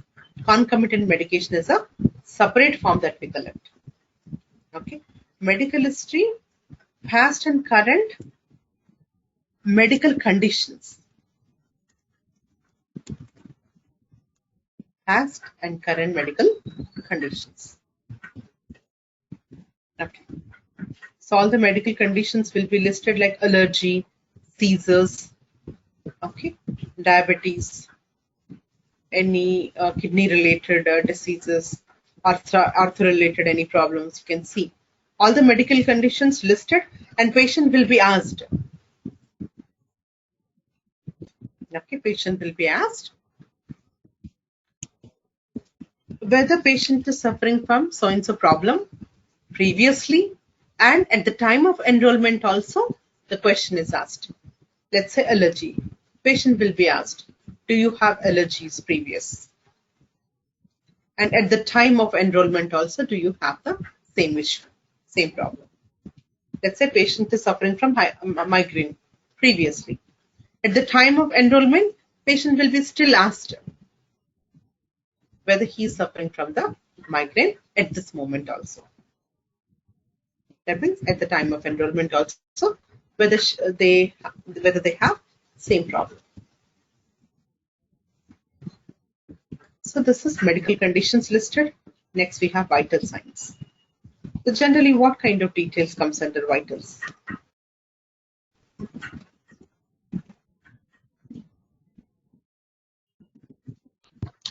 Blood pressure, oxygen level, temperature. Right. Blood pressure, temperature, heart rate, pulse rate, respiration rate, O2 saturation, height, weight. It depends, vital signs, to whether to collect only one time, whether to collect first and last day of the studies. In the middle also sometimes we collect.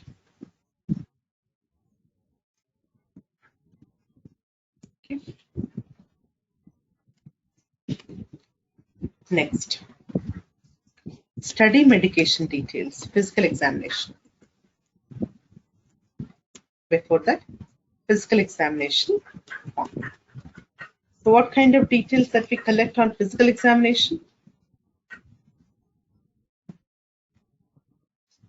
So this is vitals, time, position, temperature, blood pressure, pulse. This is vitals. See the physical examination. Skin, hair, whether the body system normal, abnormal. If abnormal, okay, so abnormality that we have to describe. So physical examination. Okay, so we should collect the status of the body system, body organ. Okay, so physical examination is status of the body organ. Okay, body system, let's say nervous system, okay, like kidney, liver, the status of all these that we see, X-ray, see, abdomen, lung, chest, heart, ear, nose, throat, head, neck, hair, nails, lymph nodes, you can see. This is all neurological, normal, abnormal. Answer can be normal, abnormal, or clinically significant, not significant. So like this, we collect the physical examinations. Next, we have study drug medication details. Study drug medication details. It is also called exposure data. The subject is exposed to protocol specified product, drug. So generally, what kind of details we collect? Drug start date, stop date, date of collection. You see, we are giving here the drug called naloxone to the subject for 14 days. See, day 1, day 2, day 3, 4, 5, 6. So 14 days it is given, but only effectively 13 days drug is administered. 14th day, no drug is given. On each day, they are collecting the same details. Date of collection, start date, stop date, time, dose formulation, tablet, mg, unit, dose that they enter here, amount sent home, amount written on the next day, total amount of drug ingested on the day, and total amount sent home, total amount written back on the next day, how much amount of drug written back. In case if you are giving extra drug, extra 4 mg, initials, no medication ingested. So this red color are called annotations. In the CRF we have red color. In this CRF we don't have any. This is normal CRF. This is annotated CRF. I will explain annotations later.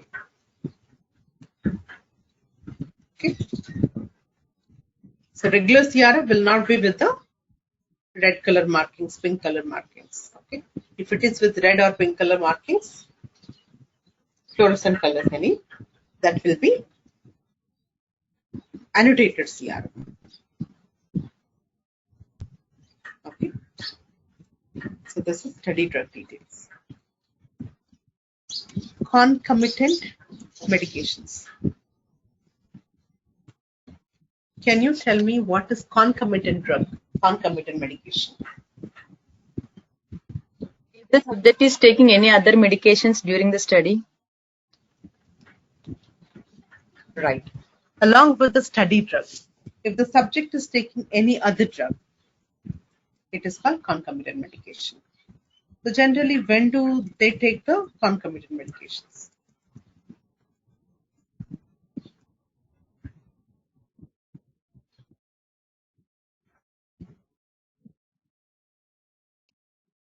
So for their medical history. In case of any adverse event also, they will be treated with the concomitant medications. In two scenarios, they will be taking the concomitant drugs, concomitant medications.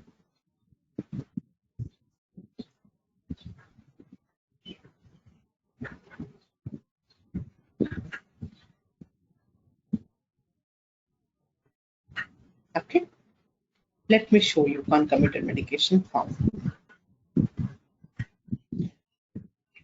So here in this CRF, concomitant medication is well explained. All the types of medications, concomitant forms are explained. See here. The first page is to collect ancillary medications. Category ancillary medication. If the patient is taking any of the listed drugs from day 1 to day 13, along with the study drug. Day 1 to day 13, anyway we are giving naloxone drug. Along with the drug, if the patients are taking any other medications, listed medications. During the study, if the patient is suffering from anxiety, restlessness, patient can take any of these drugs. So for bone pain, patient can take any of these drugs. Nausea, diarrhea, see, 17 drugs are listed. During which day, that is to be circled here. Okay. So 17 medications, protocol listed medications. In case if the patients are taking other drugs. See, prior drugs, concomitant drugs. This is during the study, day 1 to day 13. Let's say patient has a history of prior medications also. Prior and concomitant medications. So categories are given here within the beta blocker if the patient is taking any medication. Medication is given, within the bracket generic name is given. Purpose of the medication is given. Route of administration is given. Daily dose is given. Okay. Calcium channel blockers, digitals, tricycline C. All the 7 categories are listed. Other than these, in case if the patient is taking any other drug, other than 17, other than these categories, we even have other also, but the concomitant. Okay. You see other CRF, we have CRF3. Here they just collected only one page, all the concomitants listed in one page only.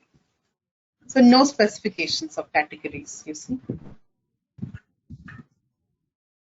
Okay. 8th one, adverse event. You know what is adverse event? You know what is serious adverse event.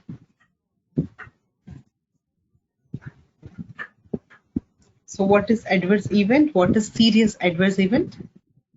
After taking the drug, a patient has any changes like having any physical changes, anything that's called adverse event, like a serious adverse is like is the patient got hospitalized or something like that. Correct. Unwanted, unintended, untoward medical occurrences called adverse events. Serious adverse events are life-threatening, fatal, hospitalization, disability, birth defects means congenital anomaly, or if any medically important event. As for ICH, this is a category for the SAs. So we have a separate form here to collect the serious adverse events. You see, adverse events, serious adverse events. Also, we have separate form. Okay, see here. All the adverse event related details they are collecting here. Adverse event term, let's say nausea. They will write nausea here. When does patient showing this event? Resolution of the event. Okay, AE, STDTC, AE, ENDTC. And details of the adverse drug, type of report, drug, whether the event is drug related, severity, any action taken with the study drug in response to adverse event, other action taken, outcome, is the event serious, yes or no. We are collecting all these details. The serious adverse event form also will collect the same details. In addition, along with the event details, we are collecting again patient details, who is reporting, reported details, again product details, which product causing this event, who is reporting, which patient showing this effect, and what exactly that event. Event details, patient details. Okay. We collect all these.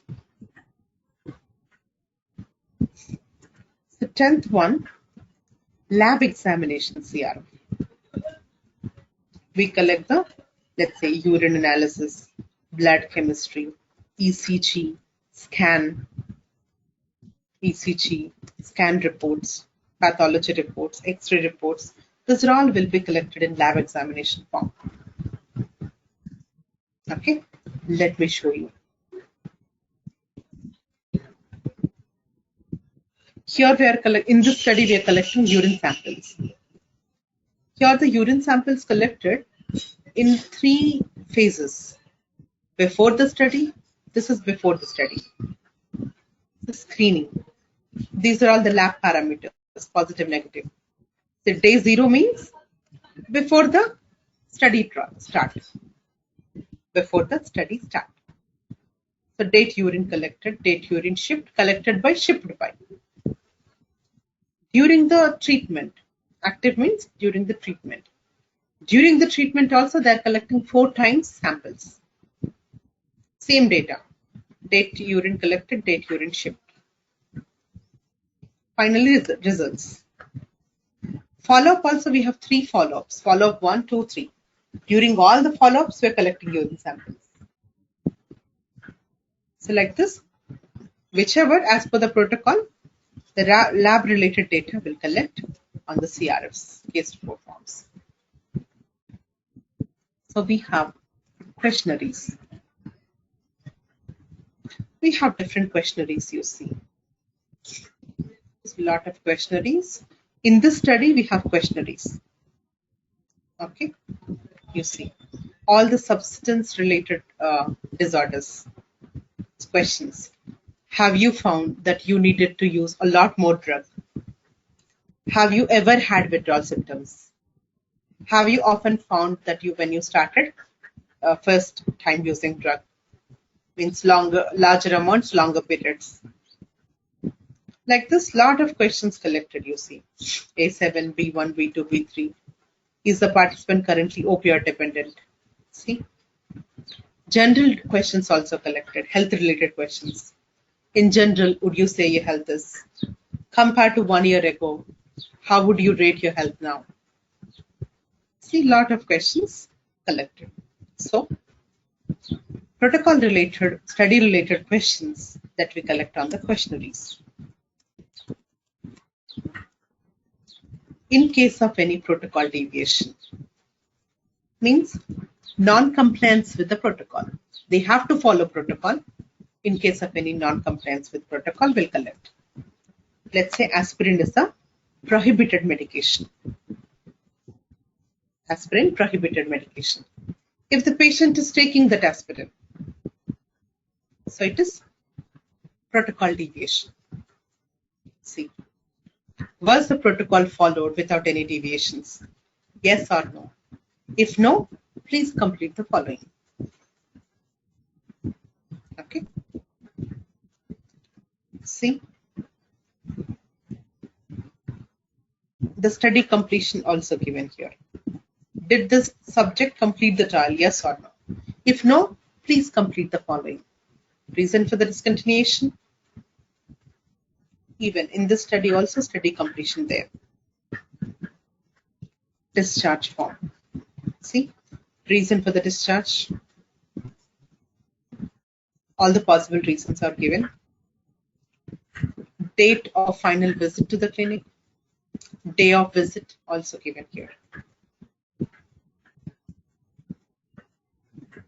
Okay. So this are all the CRF. Common CRF contents are these. Study completion, protocol deviations. Any deviation from protocol, we should collect on protocol deviation form.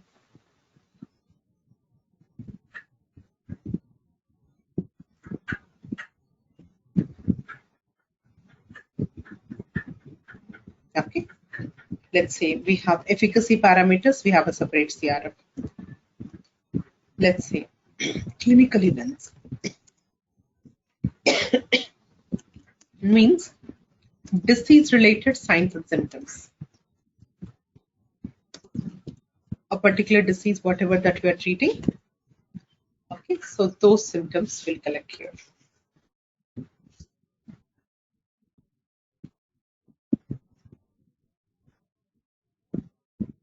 Clear, right? Like this, we have contents of the CRF. The common contents are these.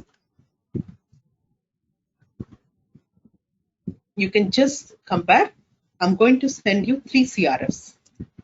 2 we already discussed. Third one also you can go through, so that you'll understand what data to be collected on which part of the CRF. You need to know this one. Go through all the CRFs, compare all the CRFs.